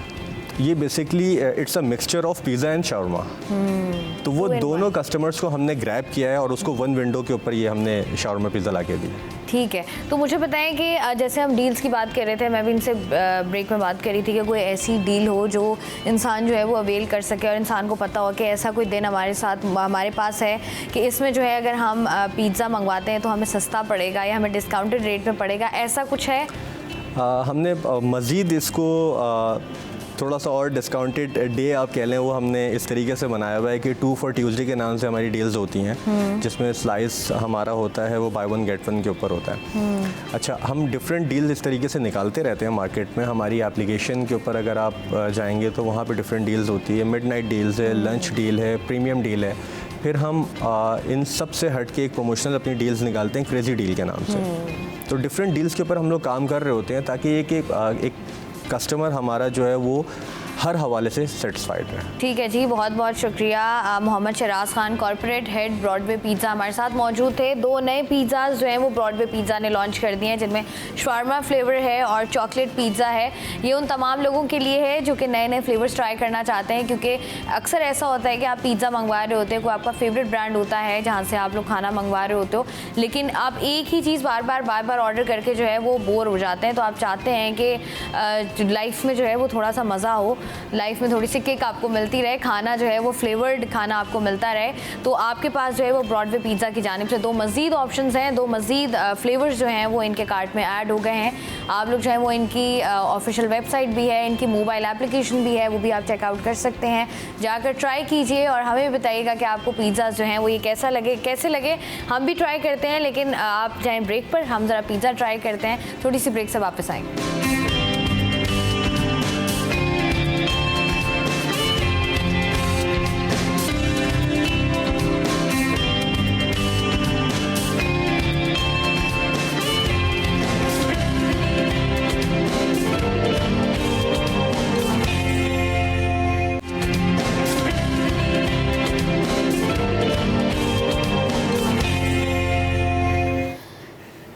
वेलकम बैक जी। ब्रेक से हम लोग वापस आ गए हैं और जैसे कि हम लोग बात कर रहे थे खाने के हवाले से, खाने के साथ साथ कुछ पढ़ाई लिखाई की भी बात होनी चाहिए, कुछ बिज़नेस की भी बात होनी चाहिए, कुछ ऐसी बात भी होनी चाहिए जो इससे पहले आपको या मुझे या हम में से कुछ लोग ऐसे हैं जिनको ना पता हो। तो उसी पर बात करने के लिए मेरे साथ मौजूद हैं हसन खान, जो कि translation expert and language professional भी हैं। इनसे बात करते हैं। वर्ल्ड ट्रांसलेशन डे मनाया जाता है, आखिर ये दिन क्यों मनाया जाता है? वैसे हम देखते हैं कि पहले हम ये कह सकते हैं कि ट्रैवलिंग का इतना रिवाज नहीं था, लोग इस तरीके से वेकेशंस पर नहीं जाते थे, लेकिन अब जो है वो लोग जो है मिनी गेटअवेज़ की तलाश में रहते हैं। लोगों को 2 दिन 3 दिन का ब्रेक भी मिले तो लोगों की कोशिश होती है कि कहीं ना कहीं ट्रैवल किया जाए, लेकिन ट्रैवलिंग के दौरान सबसे बड़ा मसला जो आता है वो आता है लैंग्वेज बैरियर का। किस तरीके से जो है फिर लोग फिर उससे कोप अप करते हैं, किस तरीके से लोग जो है वो बाहर जाके इस लैंग्वेज बैरियर को जो है वो ख़त्म करने की कोशिश करते हैं और किस तरीके से ये मुमकिन हो रहा है, ये तमाम तर बातें हम जानेंगे हसन से। हसन, सबसे पहले तो बहुत बहुत शुक्रिया आपका। हसन, मुझे बताइएगा कि ट्रांसलेशन एक्सपर्ट हैं आप, ये ख्याल आपको आया कैसे? मुझे ज़बानें सीखने का शौक़ था बचपन से, तो ज़बानें सीखा करता था। जब कुछ ज़बानें सीख गई तो मैंने कहा फिर इसको प्रोफेशनली भी इसको करियर के तौर पे परसू किया जाए। तो फिर चंद साल पहले फिर एक ट्रांसलेशन करना भी शुरू कर दी प्रोफेशनली। अच्छा, तो हसन मुझे बताइएगा, जैसे लोगों को शौक़ होता है और भी बहुत सी चीज़ों का, अब जैसे मैं पहले भी बात कर रही थी कि हमारे यहाँ तो ये माना भी जाता है और ये माइंडसेट है कि या आप डॉक्टर होगे या आप इंजीनियर होगे या आपने कुछ इन दोनों में से कुछ नहीं हो सकते तो आप टीचर होगे जी। लेकिन उसमें ऐसा कोई प्रोफेशन चूज़ करना जिसमें जो है वो आप कहो कि भाई मुझे ये शौक़ है तो मैं इसी को अपना प्रोफेशन बनाता हूँ, कितनी हर्डल्स या परेशानियाँ आई? हर्डल्स, परेशानी वाकई सही कह रही हैं आप कि जब तक, अब तो खैर फिर थोड़ा सा इसका लोगों को इसका एहसास हुआ है। पहले इसका लोगों को ही कि बस या तो कोई इंजीनियर बने या डॉक्टर बने, तो अगर कोई अपने पैशन को परसू कर रहा है तो उसको डिस्करेज तो किया जाता है, तो फैमिली की तरफ से भी, सोसाइटी की तरफ से भी। लेकिन वही है कि जो मेरे पेरेंट्स ने तो मुझे इस तरह डिस्करेज नहीं किया, बल्कि अब वो जब देखते हैं कि मैं इसी को परसू करते हुए इसमें आगे बढ़ रहा हूँ और अपना इस पे आगे से आगे बढ़ता जा रहा हूँ, तो बाकायदा बल्कि वो खुश होते हैं कि मैंने इस अपनी शौक़ को चुना अपने काम के तौर पे बनाने के लिए भी। बड़ा ज़रूरी है और बड़ा फिर आप उस तरीके से फोकस्ड भी हो पाते हो ना कि आप एक ऐसी चीज़ जो आप करना चाहते थे, जो आपका शौक़ था, वही आपका करियर बन जाए, तो फिर उसमें जो है वो आप एक अलग एनर्जी के साथ जो है वो आते हैं। अच्छा, मुझे बताइएगा, ये जो वर्ल्ड ट्रांसलेशन डे मनाया जाता है, क्या इसकी हकीकत है, क्यों मनाया जाता है? ये United Nations international translation day मना रहा है और पूरी दुनिया में मनाया जाता है। उसकी वजह यह है कि वो जितनी ट्रांसलेशन जो इतना अहम चीज़ है, उसकी जो अहमियत है वो वाज़े की जा सके, और जो ट्रांसलेटर जो एक बहुत बड़ा रोल प्ले कर रहे हैं सोसाइटीज़ को नज़दीक लाने में, मुल्कों को नज़दीक लाने में, जो हमारे दुनिया भर के जो कल्चर्स हैं उनकी डाइवर्स और उनकी जो रिचनेस है उसको हाईलाइट करने में, तो उसमें ट्रांसलेटर्स का जो बड़ा किरदार है उसको वाज़े करने के लिए और उनको सराहने के लिए इंटरनेशनल ट्रांसलेशन डे हर साल मनाया जाता है। क्योंकि आपको पता है कि हमारे मुल्क भी इतना रिच है, इसमें इतनी सारी ज़बानें बोली जाती हैं, लेकिन बदकिस्मती से हम हैं, हमारे अक्सर जो पाकिस्तान के लोग हैं वो हम एक दूसरे की ज़बानें नहीं जानते। तो जिस तरह हम पाकिस्तान के लोग एक दूसरे की ज़बानें जानेंगे, एक दूसरे के शेर व अदब से वाकिफ़ होंगे, उनकी कल्चरल जो वो है रिवायात है, जितना उनको जानते जाएंगे उस तरह हम मुल्क के अंदर करीब आते जाएंगे, एक दूसरे से नज़दीक आते जाएंगे, एक दूसरे की अच्छी अच्छी चीज़ें अपनाते जाएंगे। इसी तरह इसको आप पूरी दुनिया में फैला दीजिए। बहुत सारे मुल्क हैं, बहुत सारी कौमें हैं जो हमसे बहुत आगे, उलूम में आगे है, लिटरेचर में वो बहुत आगे तक बढ़ चुकी हैं, तो उनके जितने भी एक्सपीरियंसेस हैं और जितने उन्होंने कारनामे अंजाम दिए हैं, उनको अगर हम ट्रांसलेट करके अपनी ज़बानों में अपने लोगों तक उसकी रसाई कर दें, तो उससे हमारा अपना ही फ़ायदा है कि हम उनके जितने तजुर्बात हैं उनसे फ़ायदा उठाते हुए खुद जिस मकाम तक वो पहुंच चुके हैं उस मकाम तक हम पहुंचने के काबिल हो जाएंगे। ऐसा ही है, जैसे आप बात करें ना कि अगर हम देखें पाकिस्तान की हम बात कर लें, बहुत सारी लैंग्वेजेस हैं, लेकिन हमारा मसला ये है ना कि हम कहते हैं हम क्यों सीखें, हम तो ये हैं, हम तो फॉर सपोज़ उर्दू स्पीकिंग हैं, या हम तो पंजाबी हैं, या हम सिंधी हैं, तो हम क्यों दूसरी ज़बान सीखें। लेकिन जो कल्चर है वो बनता भी ऐसे है, क्योंकि आप हर जो कल्चर मुख्तलिफ़ ममालिक का या मुख्तलिफ़ सकाफ़तें होती हैं, उनका थोड़ा थोड़ा हिस्सा, उनके कुछ अच्छे पार्ट्स जो हैं वो आप निकालते हैं और आप कोशिश करते हैं कि आप उनको जो है वो अपने कल्चर में शामिल कर सकें। और यही होता है कि कभी आप अच्छी चीज़ें सीखते हैं, कभी आप बुरी चीज़ें अडॉप्ट कर लेते हैं। लेकिन मुझे बताइएगा, जिस तरीके से आप बात कर रहे हैं, लैंग्वेजेस सीखना बड़ा मुश्किल काम है। हाँ, शुरू में मुश्किल है, लेकिन मुझे चूँकि शौक़ रहा है तो मैं अपना एक्सपीरियंस आपको बताता हूँ कि पहली ज़बान सीखना मुश्किल था, दूसरी ज़बान सीखना उसकी निस्बत आसान हुआ, तीसरी ज़बान और उसके लिए आसान। अब मैं जर्मन सीख रहा हूँ तो जर्मन सीखना मुझे और आसान लग रहा है। अगर मैंने शुरू की होती कोई लैंग्वेज सीखना, तो उसमें यह है कि आप जितनी ज़बानें सीखते जाएंगे आपको नेक्स्ट जो लैंग्वेज है वो सीखना आपके लिए आसान होता जाएगा। अच्छा, ऐसा तो नहीं होता कि आप एक लैंग्वेज सीखने की कोशिश कर रहे होते हैं, पुरानी भूल जाते हैं? नहीं, पुरानी भूलता नहीं हूँ, लेकिन मुझे चूँकि बहुत सारी लैंग्वेजेस सीखने का शौक़ है, तो एक वक्त में मैं 2-3 लैंग्वेजेस सीखने का शौक़ हुआ होता है, तो उसके लिए एक टाइम निकालना मुश्किल हो जाता है कि एक लैंग्वेज, मैं अरबिक भी सीखना चाह रहा हूँ, जर्मन भी सीखना चाह रहा हूँ, फ्रेंच भी सीखना चाह रहा हूँ, रशियन सीखने की भी आरज़ू है। अगर ये सब चीज़ें हैं तो फिर उसके अंदर ना फिर उसमें ये स्ट्रेटजी मैं अपनाता हूँ कि जो ज़बान मैं सीख रहा हूँ फिर उसी को मैं फोकस होके उस पर फोकस करके उसको फिर तकरीबन 80% उसको टाइम देता हूँ, बाकी 20% जो दूसरी लैंग्वेजेस सीखने की कोशिशें जारी हैं उनको थोड़ा टाइम देता जाता है। अच्छा, ऐसा नहीं होता जैसे हम लोग यूजुअली कहते हैं ना कि अगर आप सीखना चाहते हैं, अक्सर तो खैर पाकिस्तान की अगर हम बात करें तो यहाँ पर ये होता है कि आपको इंग्लिश आनी चाहिए जी, और इंग्लिश ऐसे आएगी कि आप लोगों से जो है इंग्लिश में बात करें। तो फॉर सपोज़ अगर आप फ्रेंच सीख रहे हैं या आप अरबिक सीख रहे हैं, तो ऐसा तो नहीं होता कि आप कोई दोस्त ढूंढते हैं ऐसा जो अरबी हो या जो फ्रेंच हो, जिससे आप बात करते रहें, तो एक रवानी में रहें आप। आपने बहुत अच्छी बात की, अब नुक्ता हाईलाइट किया। जब तक हम इंटरनेट के ज़माने में नहीं थे, उस ज़माने में सारी मुश्किलात थी। अब तो हम सिर्फ एक क्लिक की दूरी पर पूरी दुनिया के साथ हम कनेक्टेड हैं। अगर आप टर्की सीखना चाह रहे हैं, आपके पास पूरा टर्की का मीडिया, टर्की का पूरा सोशल मीडिया, पूरी दुनिया आपके पास इंटरनेट के साथ मौजूद है। आप दोस्त बनाएं, उनके साथ आप बातचीत करें, प्रैक्टिस कीजिए इंटरनेट पे। अगर आपको सिर्फ लेसन, एक तो ज़माने के अंदर तो आपको टीचर ढूंढना मुश्किल होता था, बुक्स अवेलेबल नहीं होती थी। इस वक्त दुनिया की जितनी भी मेजर लैंग्वेजेस हैं ना, उन सब के जो लर्निंग मटेरियल है वो बिल्कुल आपके पास यूट्यूब पे मौजूद। आप सिर्फ यूट्यूब पे जाके अपनी जो टारगेट लैंग्वेज है उसके लेसन देखना शुरू करें तो 1-2 महीने के अंदर ही आप अपनी जो बेसिक स्किल्स हैं वो इस हद तक डेवलप कर लेंगे कि ख़ुद से ना फिर आप आगे स्टडी कर सकते हैं। फिर उसके अलावा आप पूरे ऐसी वेबसाइट्स हैं जहाँ पर आपको अपने टारगेट लैंग्वेज का कोई दोस्त मिल सकता है, फॉरम्स बने हुए हैं, वहाँ पर आप यानी हो सकता है कोई ऐसा हो जो उर्दू सीखना चाह रहा हो तो आप उससे बात करके आप उसको उर्दू सिखाएं और आपकी वो टारगेट लैंग्वेज जो सीखना चाह रहे हैं, जैसे अगर मैं जर्मन सीखना चाह रहा हूँ तो वो जर्मन का नेटिव स्पीकर हो तो मैं उससे इस तरह जर्मन सीखूँ। तो इस तरह इस्तेफ़ादा करके एक दूसरे से हम इंटरनेट की मदद से अपनी स्पीकिंग की भी प्रैक्टिस कर सकते हैं और उसको भी सीख सकते हैं। अच्छा, अगर आप बात करें जिस तरीके से हम देख रहे हैं, आपने जितनी ज़बानें, वैसे आपने कौन कौन सी ज़बानें अभी तक सीखी हैं? मैंने पर्शियन सीखी है, मुझे फ़ारसी जो लिटरेचर है उसको पढ़ने का बहुत शौक़ था, इसी तरह टर्किश, क्लासिकल टर्किश, तो इन पे मेरी सबसे ज़्यादा एक्सपर्टीज़ है और इनमें मैं तकरीबन 10 साल से ट्रांसलेशन इसमें कर रहा हूँ। बाकी इंग्लिश जो है वो बचपन से स्कूल से पढ़ते आ रहे हैं, पूरी एजुकेशन अभी भी जो मैं पढ़ रहा हूँ तो वो इंग्लिश में ही पढ़ रहा हूँ, तो इंग्लिश इस वजह से आती है। तो इंग्लिश को भी मैंने इंग्लिश से उर्दू, उर्दू टू इंग्लिश इस तरह भी ट्रांसलेशन की है। और फिर उसके अलावा अरबिक मुझे सीखने का बहुत अरसे से शौक़ था। 2 साल मैंने इंटेंसिवली अरबिक सीखी है तो अभी इस हद तक मैं हो गया हूँ कि अरबिक जो बुक्स है वो पढ़ने की हद तक हो गया हूँ। मैं न्यूज़पेपर्स पढ़ लेता हूँ, अभी इतनी नहीं हुई है कि मैं कोई स्पोकन अरबिक बोल रहा है उसको समझ सकूँ।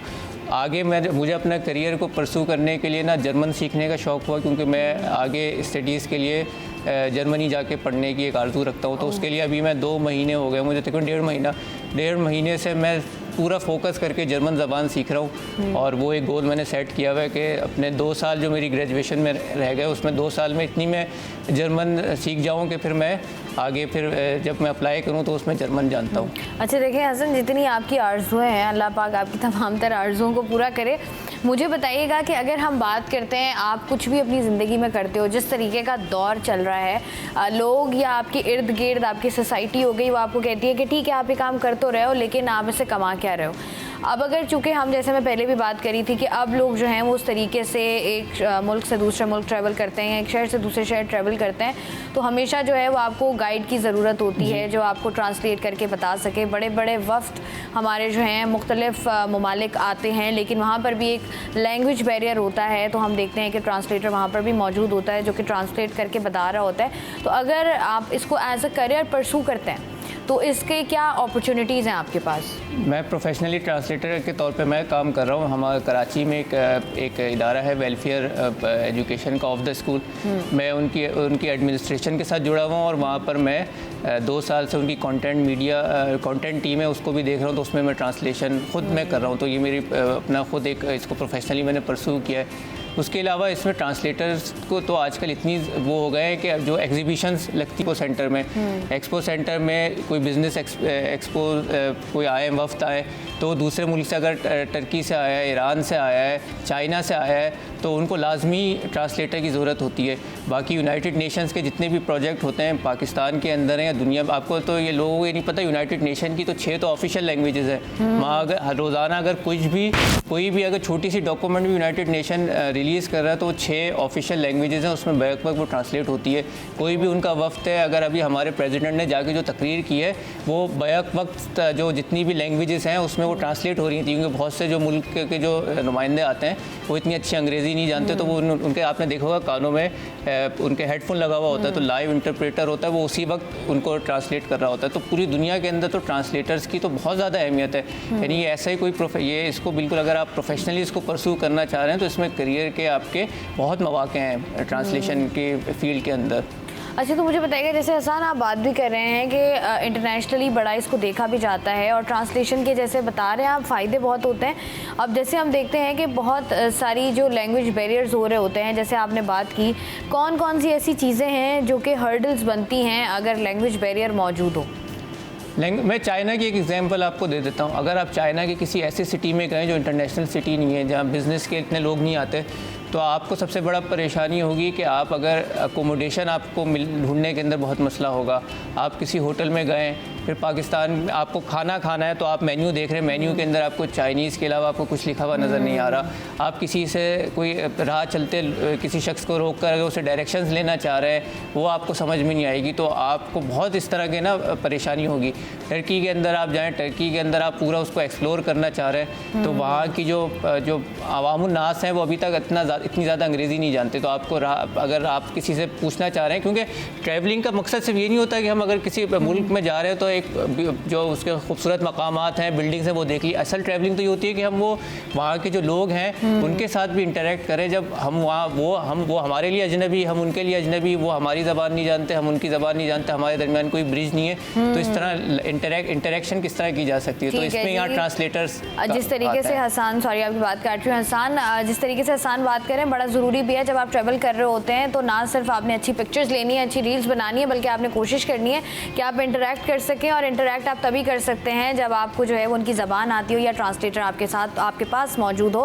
हसन खान हमारे साथ मौजूद थे, बहुत बहुत शुक्रिया हसन आपका। प्रोग्राम का सिलसिला जारी है, वक्त तो एक छोटी सी ब्रेक का, ब्रेक से वापस आएंगे।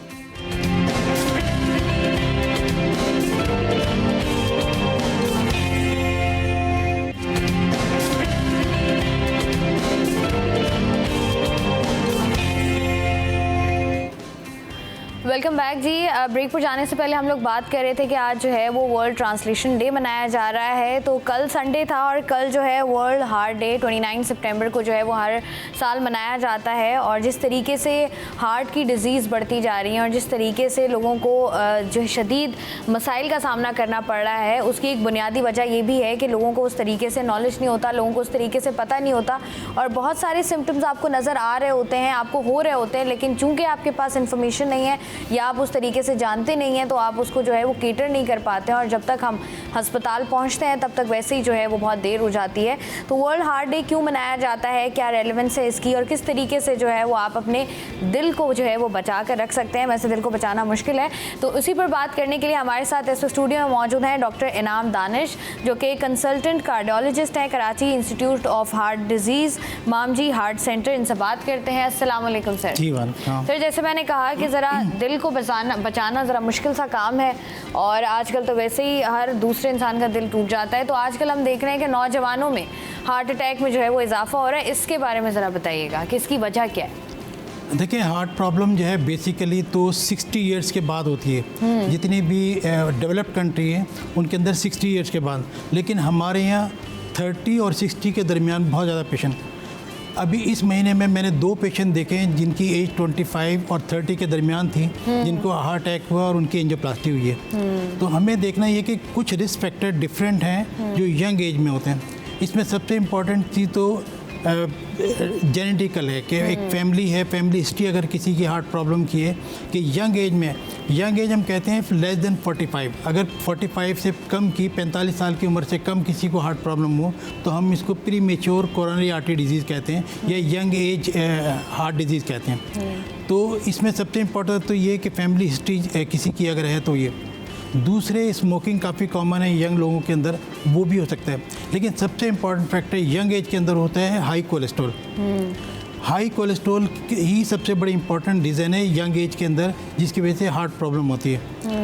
अब हाई कोलेस्ट्रॉल ज़्यादा क्यों होता है, ये भी एक तो जेनेटिकली होता है कि कुछ लोगों का कोलेस्ट्रॉल ज़्यादा होता है। दूसरे ये कि इनएक्टिविटी, लोग एक्सरसाइज नहीं करते, वॉक नहीं करते हैं।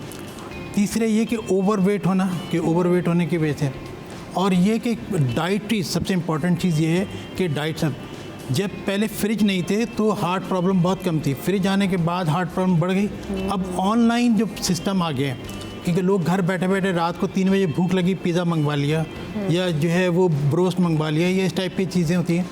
इन सब चीज़ों से यंग एज में लोगों का कोलेस्ट्रॉल बहुत बढ़ा है।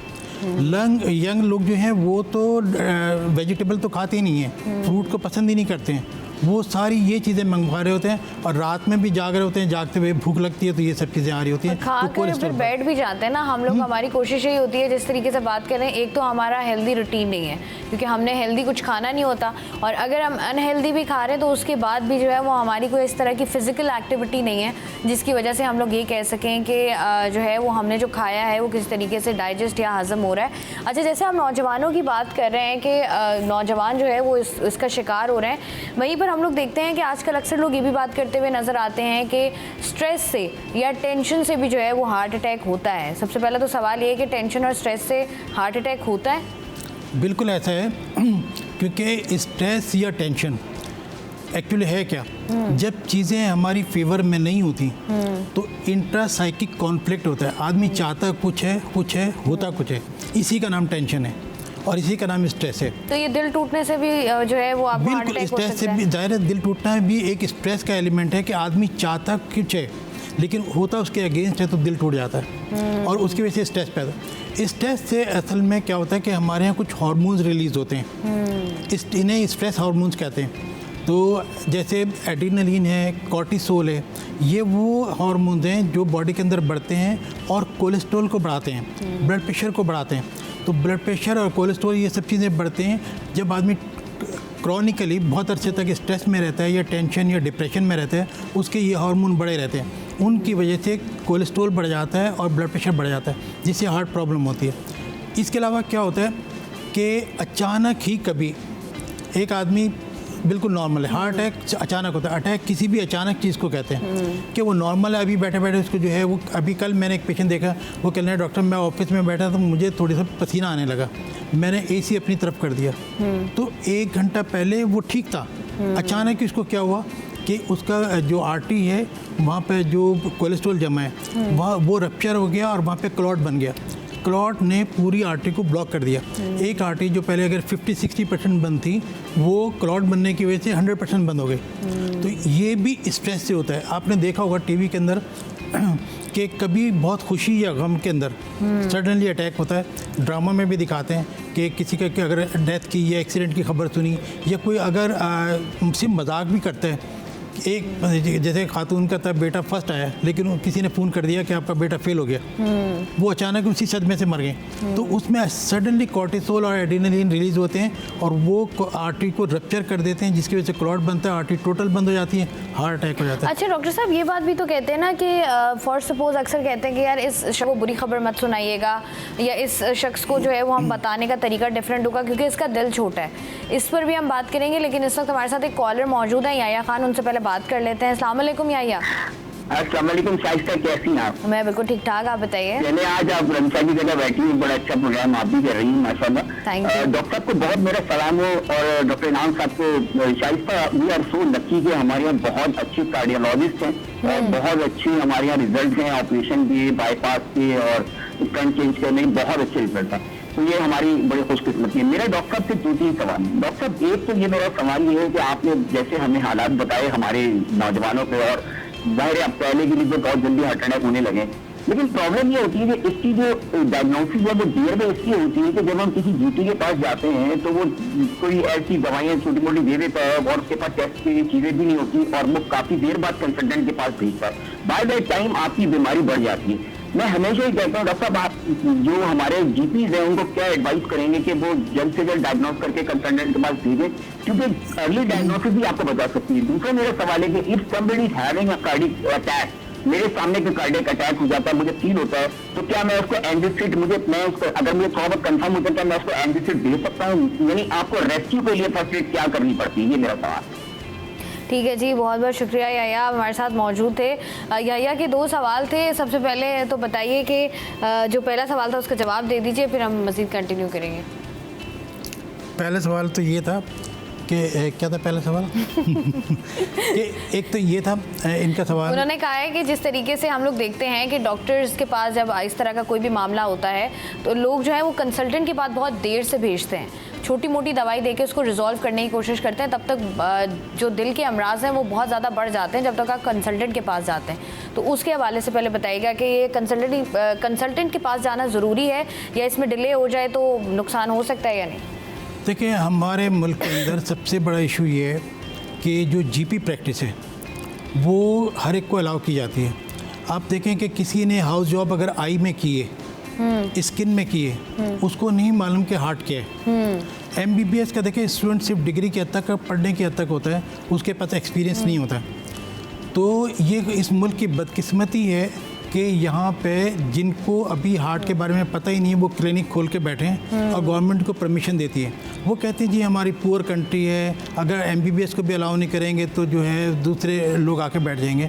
आइडियली जैसे पूरी दुनिया में होता है कि MBBS को प्रैक्टिस की परमिशन नहीं होनी चाहिए क्योंकि उनके पास ट्रेनिंग ही नहीं है। किसी भी 90% जो GP होते हैं जो क्लिनिक कर रहे होते हैं उनको ECG पढ़ना नहीं आता है। ऐसा ही है। आप जिस तरीके से डॉक्टर साहब बात करें ना, ये तो हमारी दुखती रग है जो आपने छेड़ी है। अताई डॉक्टर्स और उसके बाद अगर आप सरकारी अस्पतालों में भी चले जाए ना, तो जिस तरीके से हमें डॉक्टर्स नज़र आते हैं ना, मतलब पत्थर उठाओ तो नीचे से डॉक्टर, इतने हाउस जॉब वाले डॉक्टर्स, और इतना सिवियर केस होता है और उसको जो है वो देख रहे होते हैं। और वही आप वाली बात है कि उस तरीके से पता नहीं होता या एक्सपीरियंस नहीं होता, तो मरीज़ जो है वो बेचारा जाता जो है वो दिल के लिए है और दिमाग में कोई मसला लेकर जो है वो वापस आ जाता है। मज़ीद एक और सवाल था या का, उस पर भी बात करेंगे। मेरे पास भी बहुत सारे सवाल मौजूद हैं, लेकिन यहाँ पर वक्त है एक छोटी सी ब्रेक का, ब्रेक पर जाएंगे।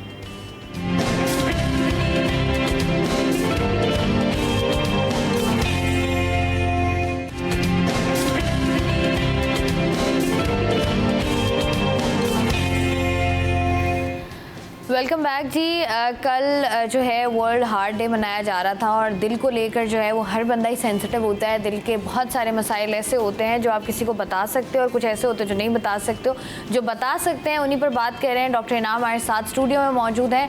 डॉक्टर इनाम, मुझे बताइएगा, जिस तरीके से उन्होंने पूछा कि अगर सबसे पहले तो किसी को कार्डियक अरेस्ट आता है तो आपको कैसे पता चलेगा, इसके सिम्टम्स क्या क्या होते हैं? देखिए, इनके जो क्वेश्चन था उसके दो पहलू हैं। एक तो ये कि अगर किसी को रिस्क फैक्टर है, चेस्ट पेन शुरू हो गया तो वो इमरजेंसी में क्या करें। तो वो जो एक सबसे आसान तरीका ये कि एक डिस्प्रिन लेके चबा लें और जितनी जल्दी हो सके ऐसे हॉस्पिटल जाएं जो कार्डियक हॉस्पिटल हैं जहां इमरजेंसी एंजियोग्राफी एंजियोप्लास्टी हो सकती है। दूसरा इनका जो क्वेश्चन था वो कार्डियक अरेस्ट। कार्डियक अरेस्ट का मतलब ये है कि पेशेंट अनकॉन्शियस हो गया है, उसकी सांस बंद हो गई है और पल्स भी नहीं आ रही है, तो यानी कि बज़ाहिर वो डेथ हो गई है। ऐसे में जो जानने वाले हैं वो ये जो कर सकते हैं कि चेस्ट पे हाथ रख के हार्ट पे उसको पुश करते रहें और जितनी देर में कॉल करें एम्बुलेंस को या हॉस्पिटल को इन्फॉर्म करें।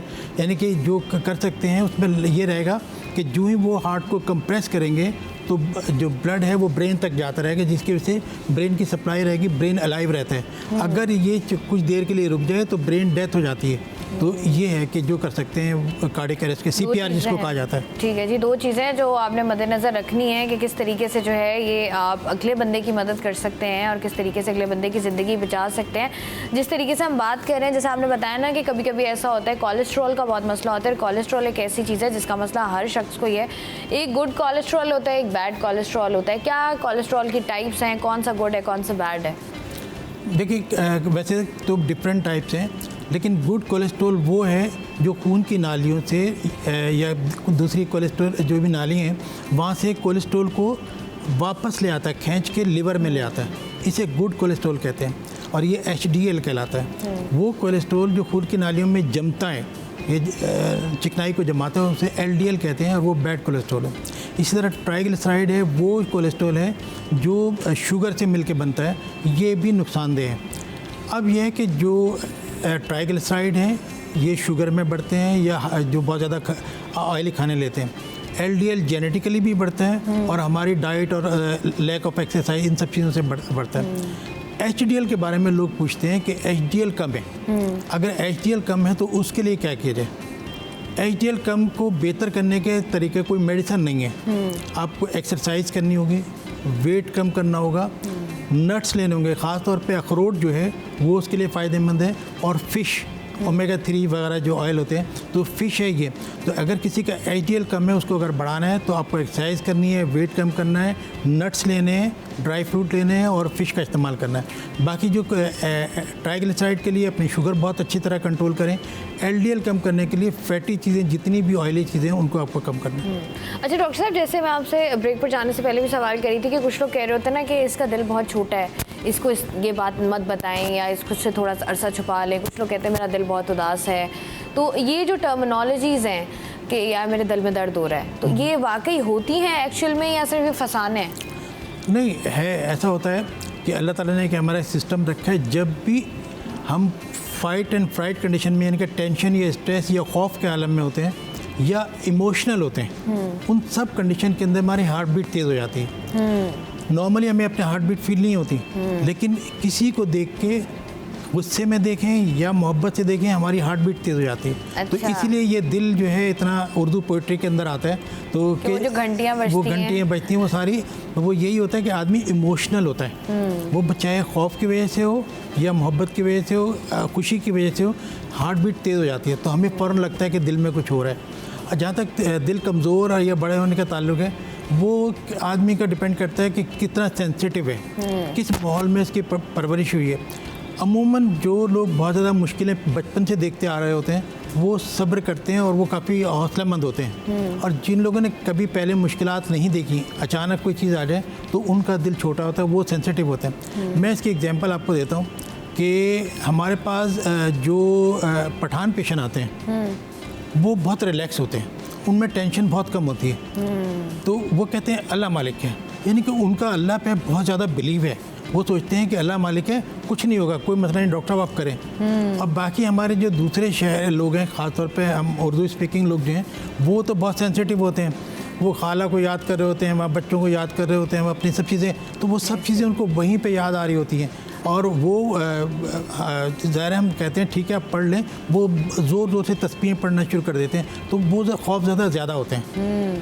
तो डॉक्टर साहब डर भी तो लगता है ना, अब क्या पता किसका लम्हा आखिरी हो। इंसान कहता है अपनी तस्बीह वस्बी तो पूरी हो, ज़िंदगी में कुछ किया है नहीं किया, आखिरी लम्हों पर तो जो है वो इंसान जो है ना वो कुछ ना कुछ कर ले।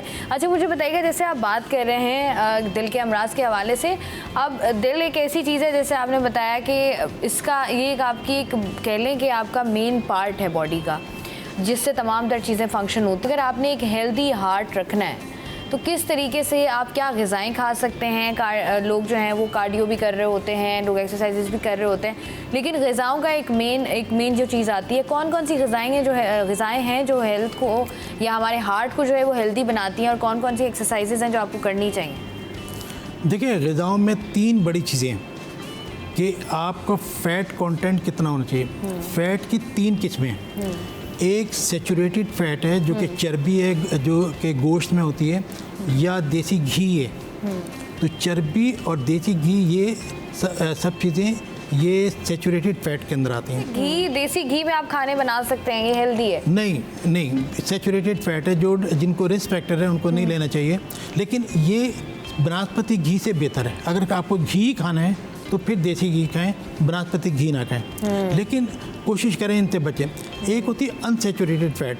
अनसेचुरेटेड फ़ैट हार्ट के लिए बेहतर है, वो नुकसानदेह नहीं है। उसके अंदर क्या आते हैं, ऑयल हैं ज़्यादातर, जो है आप ये ऑलिव ऑयल कह लें, सनफ्लावर ऑयल जो होता है वो है, कैनोला ऑयल है, ये सारे ऑयल हैं, ये सब अनसेचुरेटेड फ़ैट है। इसी तरीके से जो नट्स हैं उनके अंदर जो ऑयल होते हैं ये भी अनसेचुरेटेड होते हैं, और ये भी हार्ट के लिए फ़ायदेमंद है।